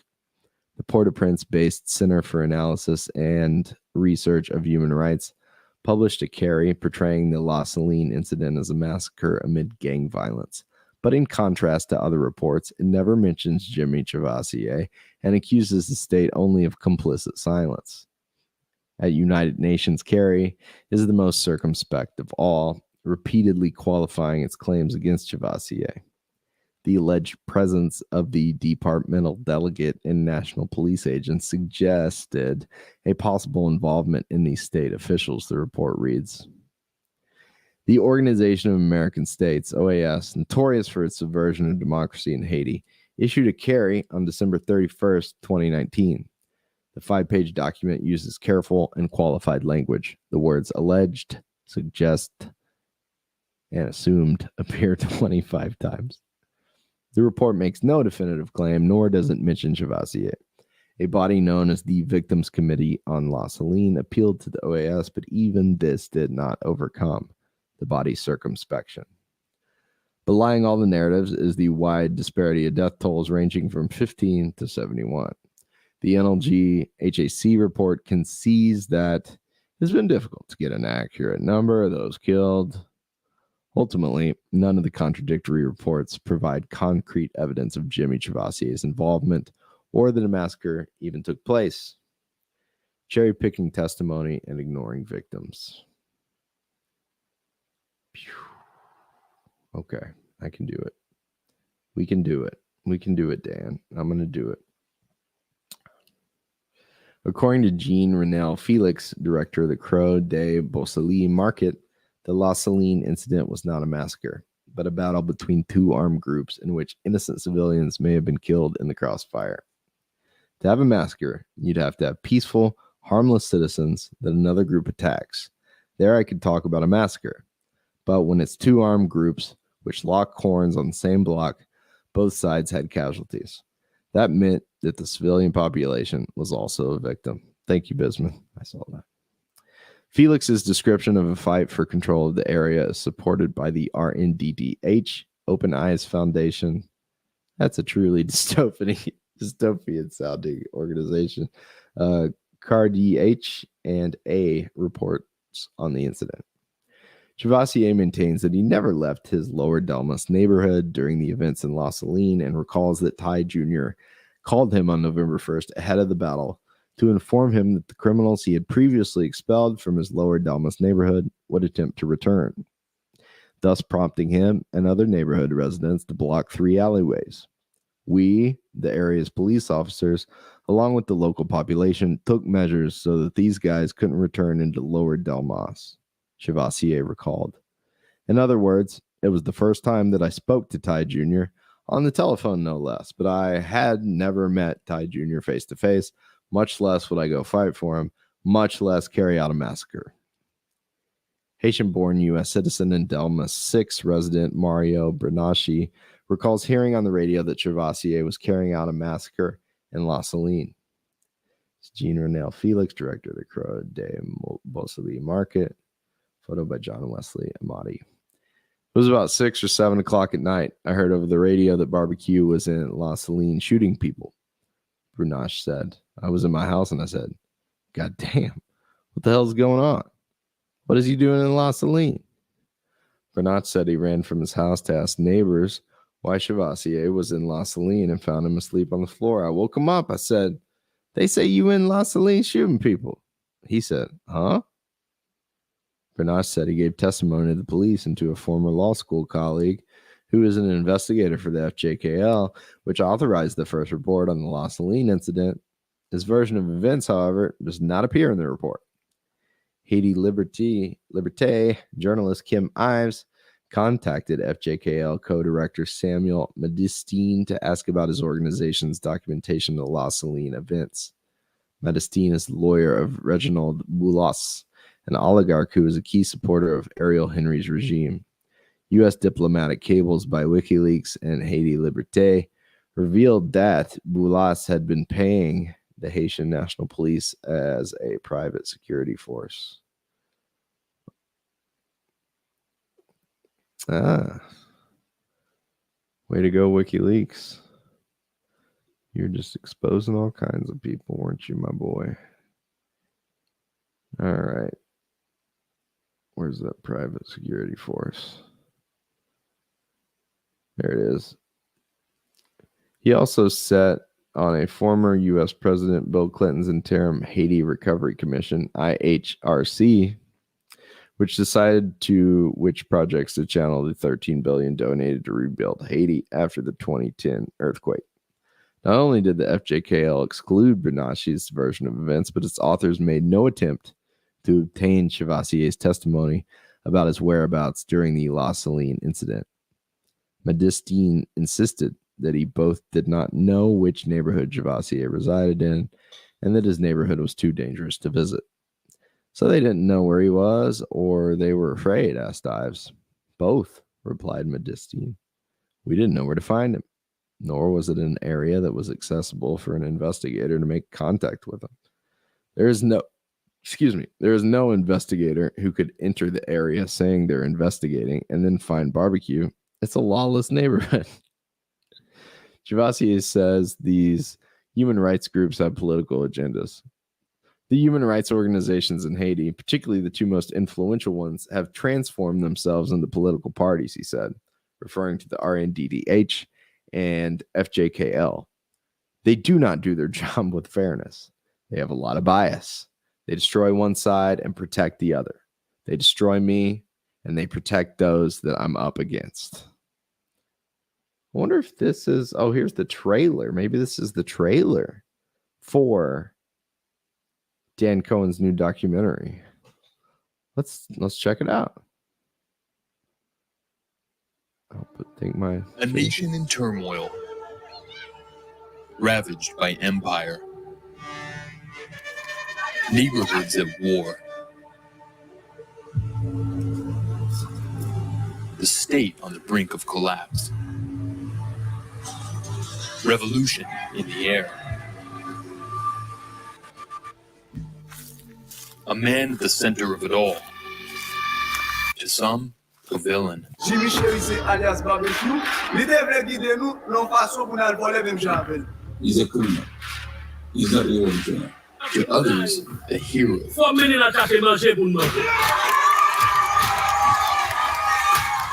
He is the revolutionary leader. C'est grâce à déporter avec M. Barbecue qu'a fait vivre. Join us as we seek to uncover the truth about the uprising in Haiti today. Attention, watch out, come here.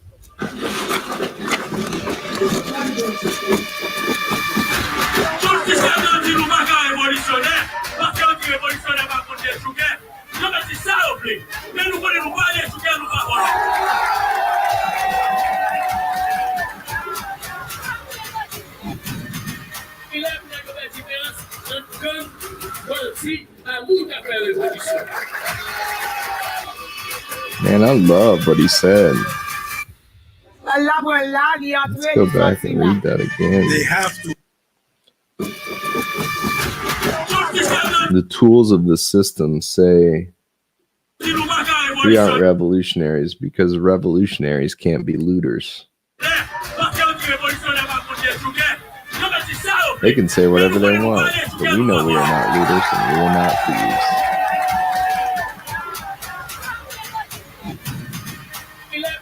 It's time to differentiate between gangs, bandits, and people making revolution. Amen. They have to have a revolution. It's got to happen. Amen. Preach it, brother.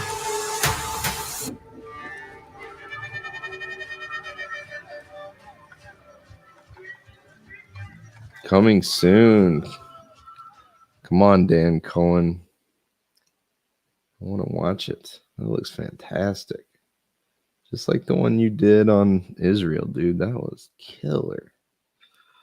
That made me follow you for life.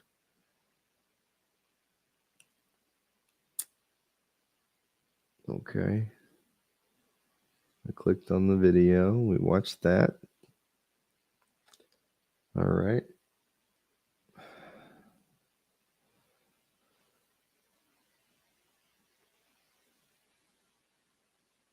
They have a lot of bias. They destroy one side and protect the other. They destroy me and they protect those I'm up against. Whether it's RNDDH or FJKL, they have no tangible proof, Felix commented.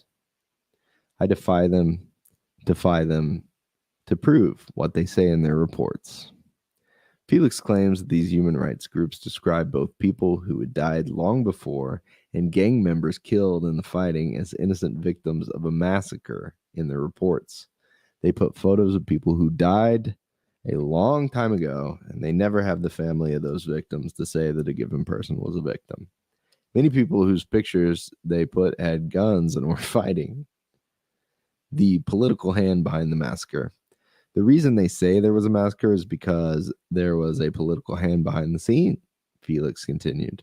There's a political hand which is for and another which is against. The political hand which is for, I will take an example. Yeah, amen, Bismuth. I hear that. I know. It was shot well. Like I've been teaching film studies. My course load now is 2 English 1, English 3, journalism and film studies and drama.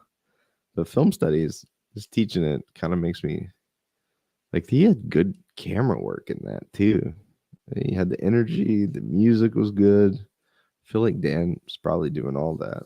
Maybe he had some help, I don't know, but anyway. The political hand which is for, I will take an example. The opposition, which they say was because that opposition worked in concert with those people in the human rights organizations to destroy young people in the poor neighborhoods. Indeed, a former U.S. official told me that it is plausible that the opposition would fabricate allegations of massacres for political reasons. I can certainly see Jovenel's opposition coming up with that narrative. Absolutely, the official said. In 2019, the IMF imposed fuel price hikes, sparking a round of protest known as PIALOC, or National Lockdown. For about 2 months, protesters and barricades shut down city streets. Protesters turned to riots as businesses were burned and looted. Chavassier, however, once again mobilized Lower Delmas residents to stop the looting from entering their neighborhood. This earned him the attention of multiple opposition figures who courted him, believing he would act as a hired gun. At that time, those guys offered me a lot of money, Chavassier recalls. Another militant named Fernando Ducleric offered to give me 80,000 Haitian gourdes, about 1,114 US dollars, along with 2 Galil military firearms for me to fire on the motorcade of President Jovenel Moïse when he came to Point Rogue. With Chavassier reluctant, a prominent opposition leader and former schoolmate named Ronnie Timothy visited him on November 18th, 2018, the day of a major demonstration against Jovenel Moïse. Chavassier alleges that Timothy again attempted to convince him to join the opposition. This time, he communicated an offer from Pierre Esperance to have Chavassier's name removed from the RNDDH upcoming report on La Saline in exchange for supporting their bid to overthrow Jovenel Moïse.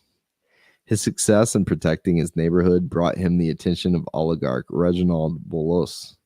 Following protests against fuel price hikes in July 2018, Chavassier says the Boulos, whose Nissan car dealership was burned down in the uprising, began contributing money to his neighborhood association and approached him to set fire to a rival Toyota dealership across the road from his Delmas 6 neighborhood. That's something I would never agree to, Chavassier says, explaining that he was initially perceived as a gun for hire. In the beginning, when people were talking about barbecue, a lot of people thought I was the head of a gang or of bandits who were going around killing people and burning businesses. That's why Boulos proposed that to me. Having rejected Reginald Boulos and Pierre Esperance's request, Chavassier was at odds with both the Jovenel Moïse government and the bourgeois opposition. Thus, he was named as the culprit of a massacre in La Saline.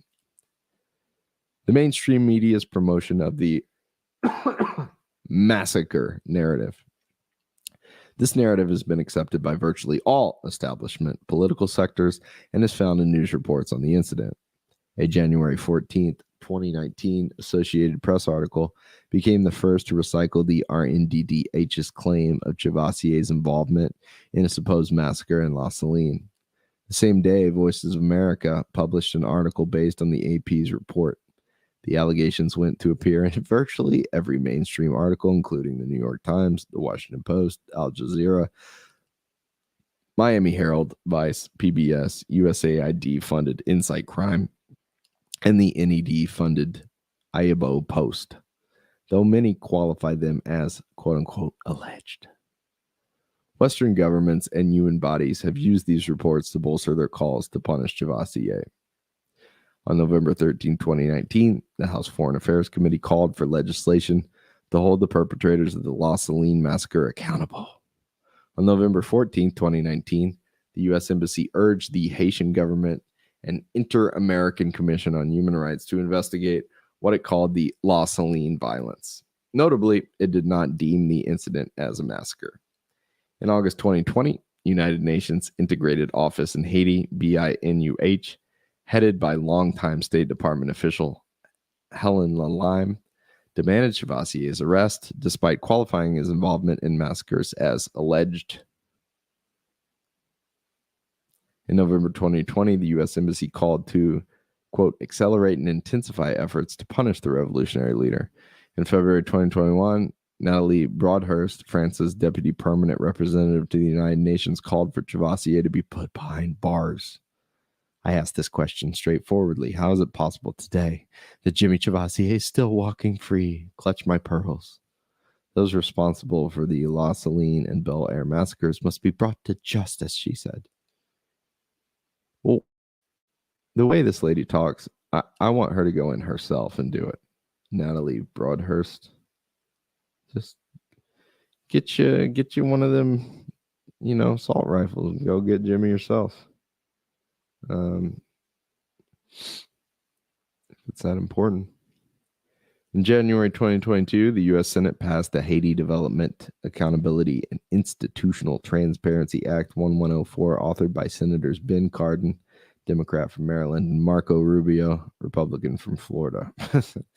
I'm sure that's a good one. Also calling for holding perpetrators of the La Saline massacre accountable. In short, the demonization campaign against Jimmy Chavassier and the FRG-9 began long ago in preparation for this precise historical moment. It aims to provide a clearly delineated and vilified straw man to overcome anti-intervention sentiments and confuse influential sectors of the liberal and progressive quote-unquote left. Glad that's in quotes. Both in Haiti and abroad. With the UNSC having passed international sanctions on Chavassier, another resolution calling for military action will soon circulate. Once again, Haiti finds itself in the crosshairs of the U.S. empire. This article was first published in Uncaptured Media. The documentary series Another Vision Inside Haiti's Uprising will be released soon. That's exciting. Uncaptured Media is a Substack, it looks like. And the other one is on Haiti Liberté. I'll show you your Substack here, buddy. I probably would if it was me. Jimmy Chabassier. Is that an AK? It's hard to tell. Zoom in. It's got the curved stock. Looks a little like some weird upgrades done to it or something. Gets the point across. Gets the job done. Hey, Mr. Barbecue. So, didn't even get to talk at all about, what's his name? Mr. Hammerman. What's his name? Paul Pelosi. I mean, I hate for that to happen to anybody, but, you know, Paul Pelosi avoids more jail time. That's my only thing, is if you were in jail for all your other crimes, Paul, you wouldn't have got hit in the head with this hammer. Latest in the cold Civil War. I mean, I don't know.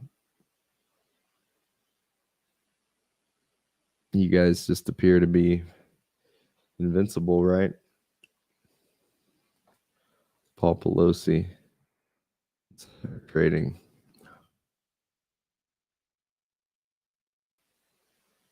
Or trading large with the wealth of hypocrisy. There you go. I mean, how dare one of you plebs ruin our good time?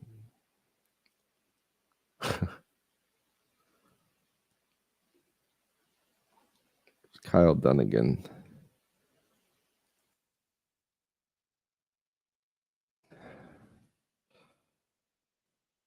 This one, Paul.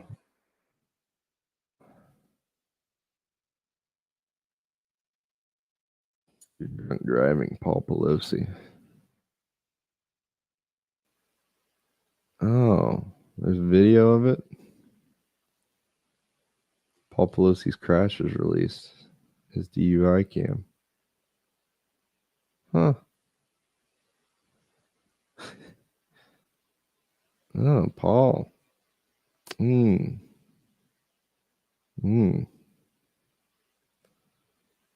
Well,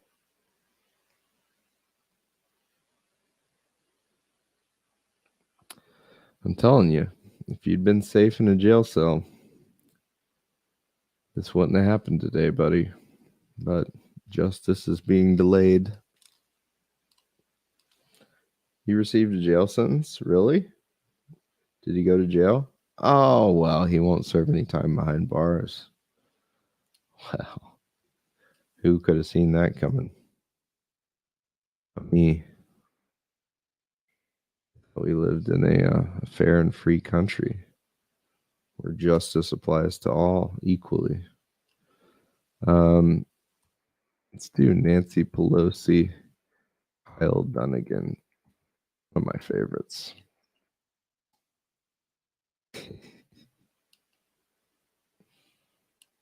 That. Oh, I love this one. Kyle Dunnigan. No, really? I didn't see that. Really? Like out front in their front yard? I'm trying to be careful about it because I really don't. I mean, you're back with me. I really don't like any that to happen to anybody, but these people, oof. I love this one. You're back with me, Nancy Pelosi, just in time for the lightning round. That was easy. There should probably be a law against Congress people trading stocks, but we just haven't gotten around to it. Okay, let's get batshit. Hank from Toledo, you're on. Booyah, Nancy.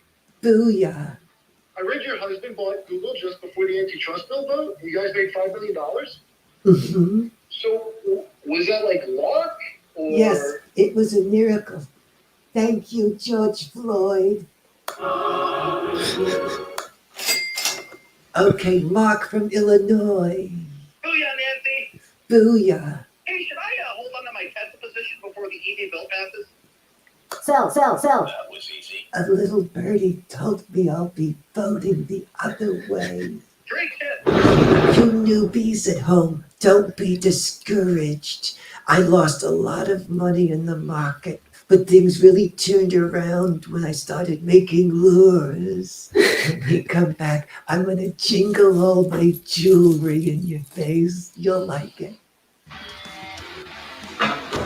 I shoot my shot alone in my... I love you, Kyle Dunnigan. Oh, what's my other one? Good morning. Sunday morning. Sunday morning.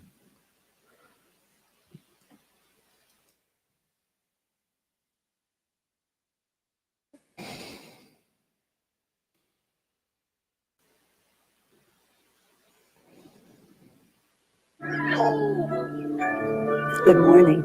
Sunday morning. What if I can see like the front yard Pelosi attack? See if I can find this picture you're talking about. Ooh.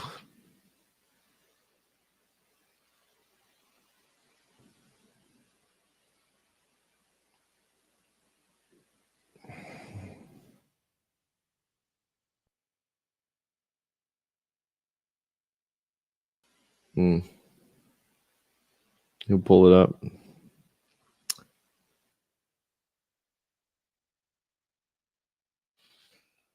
Okay. While you're doing that, I'm going to try to get this set up. I'm going to save these settings. I like these settings. They're hot. They're heavy. But I kind of like it. It's save as. We'll call this one 10/29 2022 10/29.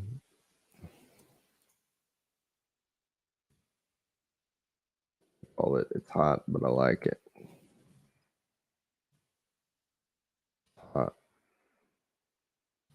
I like it. And what do we got? We got the Rev A default LA2A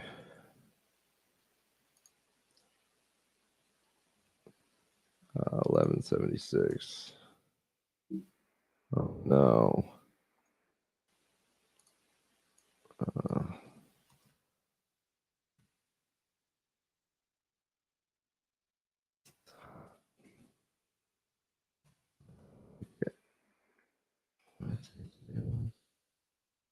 29th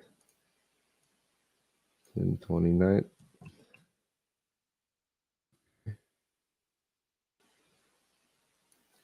1176 Rev A default LA2A gentle compression.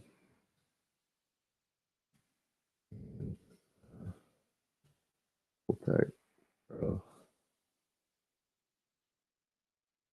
Full Tech Pro is on default, I believe. Just needs sir.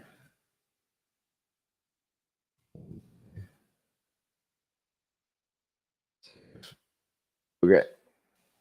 I got that in. Okay. I like that stack. All right. I'm in the market now I think this is going to be a never-ending gear process. Bismuth. I'm in the market now for a high-end like noise-canceling surge protector because I'm hearing a lot of like electricity in my ears. I'm hoping it's not coming through on the recording. I don't think it is, but that's weird too because it throws me off. But who cares?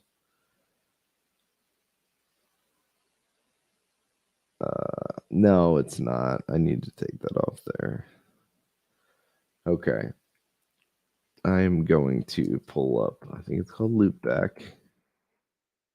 And I don't want to join your low traffic. That's awesome, man. Yeah. That could be.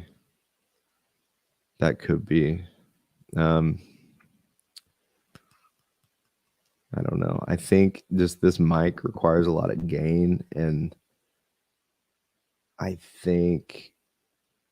just feel like there's electricity introduced into the system somewhere because it's something to do with this. Because if I turn this input all the way down, I can't hear it, and I can play piano and hear it crystal clear through this without any static, like right now. But though, as soon as I turn up my gain on my mic, it's constantly. It's through my monitors and my headphones. So I feel like it's being introduced in here, but it's somehow not being sent out. So it must just be in the local system. But I don't know. I want to nerd out too much. Let's see if I can get this going. Can I just delete that? Just delete that. Monitors. Let's go for universal audio. Okay. I can hear that. I don't know if I want to hear it. Okay, let's turn this off. Delete. Let's turn that off. Delete. I don't really need that monitor either. Okay. I think I have it. Let's just take that off, take this off. I don't know what this pass-through does. I'm just going to turn that up all the way in Ableton, and I'm going to see. That's awesome, man. Well, I'm glad to hear it. I mean, we're learning together, or I'm learning from you, more like it. That sounds great. That sounds great. I hope it would be. I mean, my levels are like, I'm as high as I can go in the green and just a barely little bit of orange I'm seeing. So I don't know if I can share my whole screen. You can see it maybe. Let me see. Share entire screen. Yeah. So you can see right here. I'm getting a good level. If I get right up on it, it almost clips. But I got to really scream into it to get it to clip. Like, hey! That still won't clip. Hey! I finally got a clip. But I don't know. Just for talking like this, and it even sounds pretty good back here. So, yeah, it's okay. It'll work. So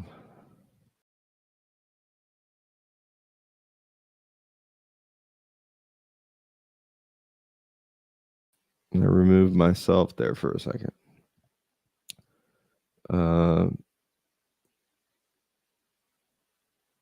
Maximizer. Yeah, I need to learn the maximizer. I need to learn that.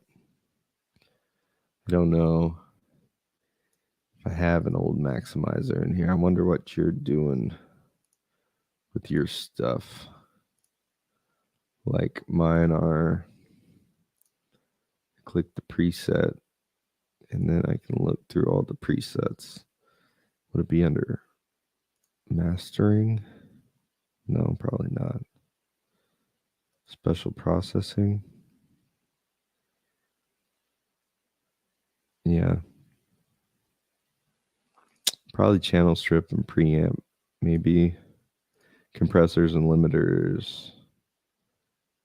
Precision maximizer. There it is, buddy. Now let's see. Oh, yeah, I gotta pay for that one. So it's cool though. Maximizer. I think it sounds pretty good. I'm starting to get like way too in the weeds of it. Let's open. Let's don't save and then open it back up to where it was. There we go. We'll keep that like that for right now. But I'm always learning from you, and I appreciate it. I appreciate that. Okay. They're also called limiters. Oh, man. See, they're like all called different things. I think I have... yeah, my first one is an 1176, and that's a limiting amplifier. That's my first in my little stack here. I'll show you. Share screen. This is my little stack. So it's 1176. And I think I just got that on default. Yeah. You can turn on bright vocal, but it gets really hot. That's really hot for me. So I'm going to turn it back on default. Yeah, you want a brick wall limiter as the last phase. Ideally, it should only get engaged. Yeah. Yep. I watched a bunch of videos on it, and a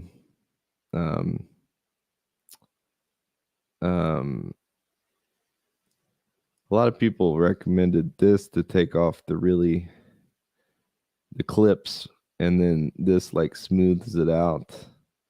Go hot or go home. I love it. I bet you were popular in college, Bismuth. That's good advice too. Just turn down your own end. Yeah. I might just try that just for fun. Let's see. If I undo them all and then do presets, bright vocal, and then turn down the output maybe a little bit if I wanted to. Go hot or go home, baby. Are you a man or a mouse? Go hot or go home. That sounds pretty good. I kind of like that. Okay, I'm going to try this loopback thing and move to... Nah, it's not clipping. Clip!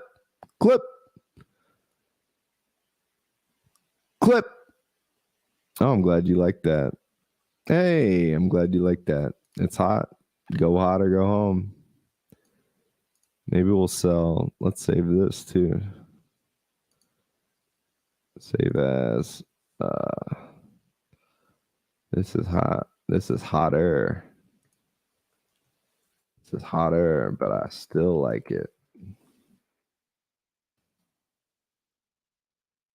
Call it a Bismuth favorite. Yeah. Bismuth favorite. Hear ya. I like that. Clip.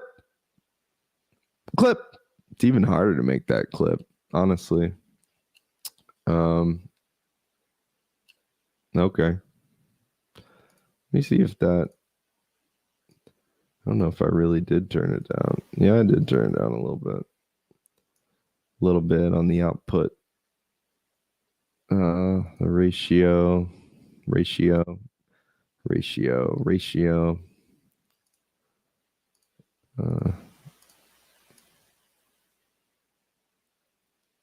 I like it. Okay. So let's try this other thing before I go to bed. I'm starting to get into like slap happy mode. I'm supposed to be able to run this loop back thing for 20 minutes and then it'll like beep at me. Yeah, that's very true. I agree with that. You can always turn it down, but you can only turn it up so much. Like if you're on your phone, especially. Okay. Let's see what I need to do. I think I need to go into settings and pick the loopback audio virtual. Make sure that's what it's called. Yep. Loopback audio virtual. Okay. Settings, audio, loopback audio virtual. I'm going to save this. I like it.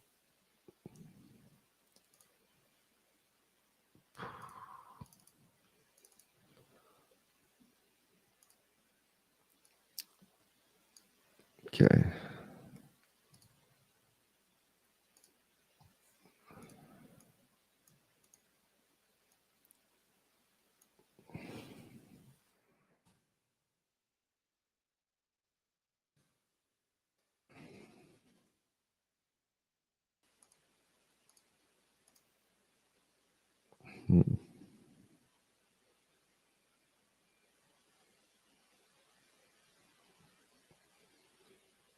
That's okay. Let's just go with it.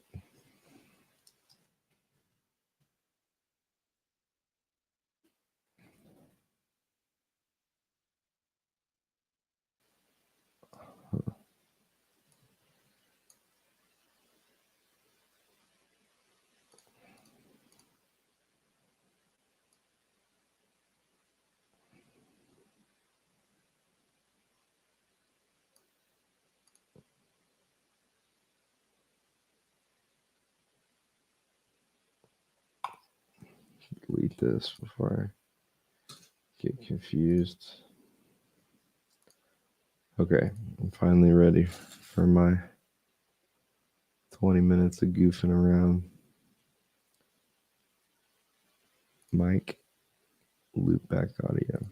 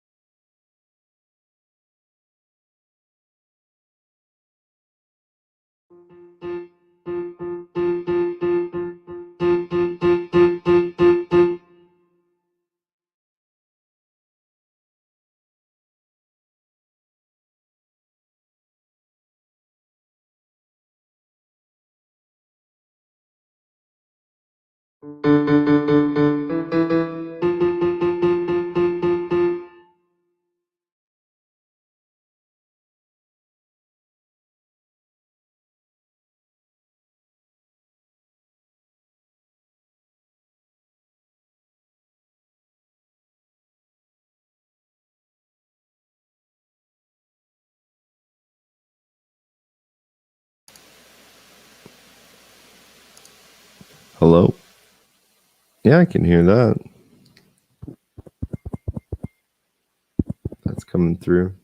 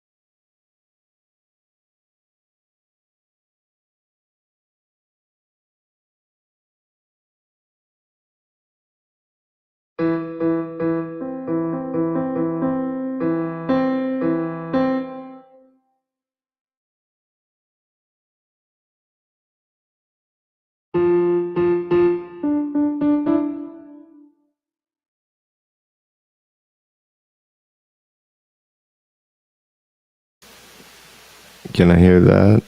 Yep, I'm doubling up now.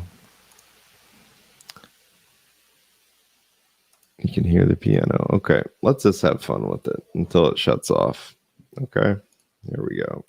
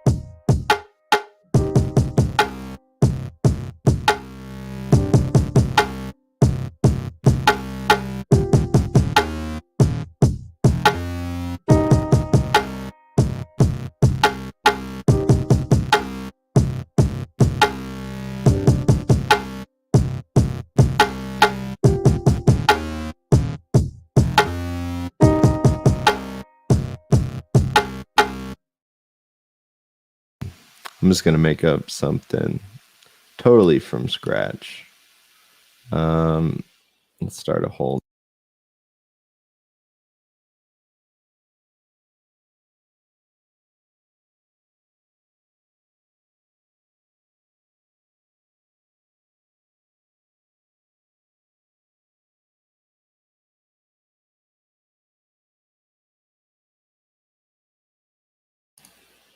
Monitor. Yes. Monitor.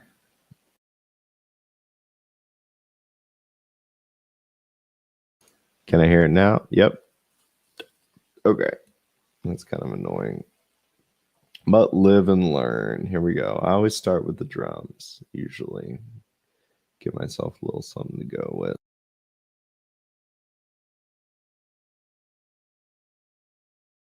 Then let's find something that we like. Let's do.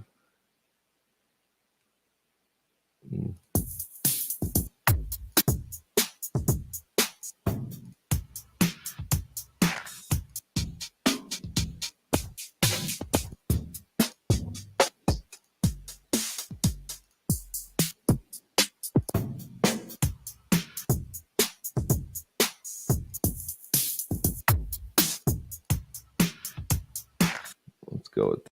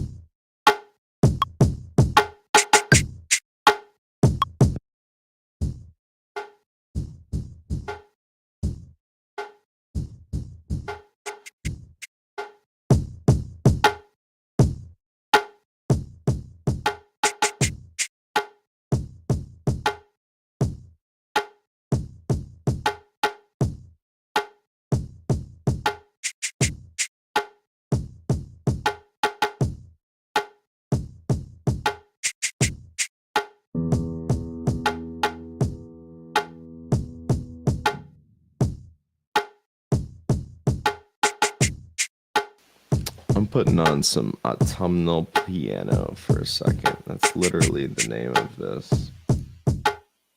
Let's see.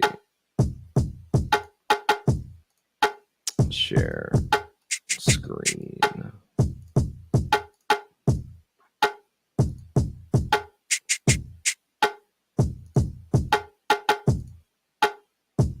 Let's try this.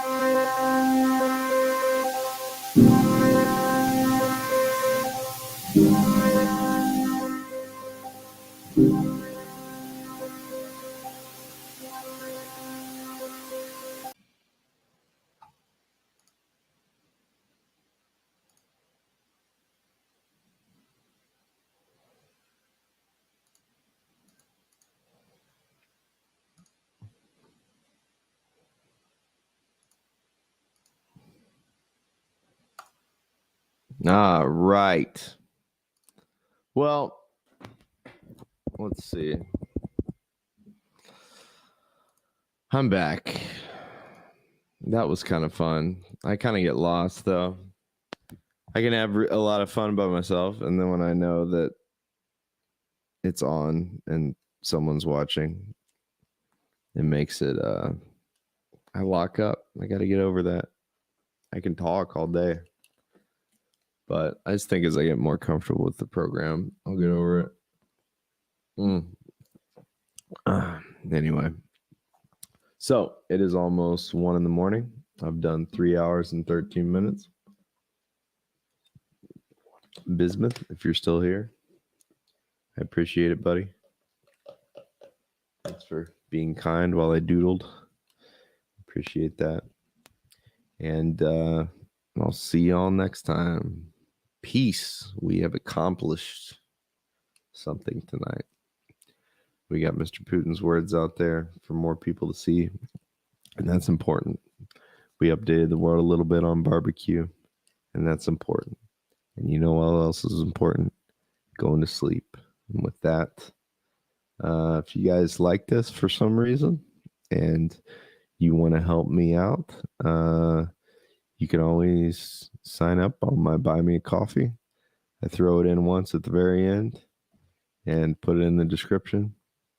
My About Me page, but other than that, I don't make a big thing about it. It's just a cool thing. If you want to do it, cool. If not, I get it. It's 2022. We're all struggling. So I love y'all. I hope you have a great night. All right. Peace out.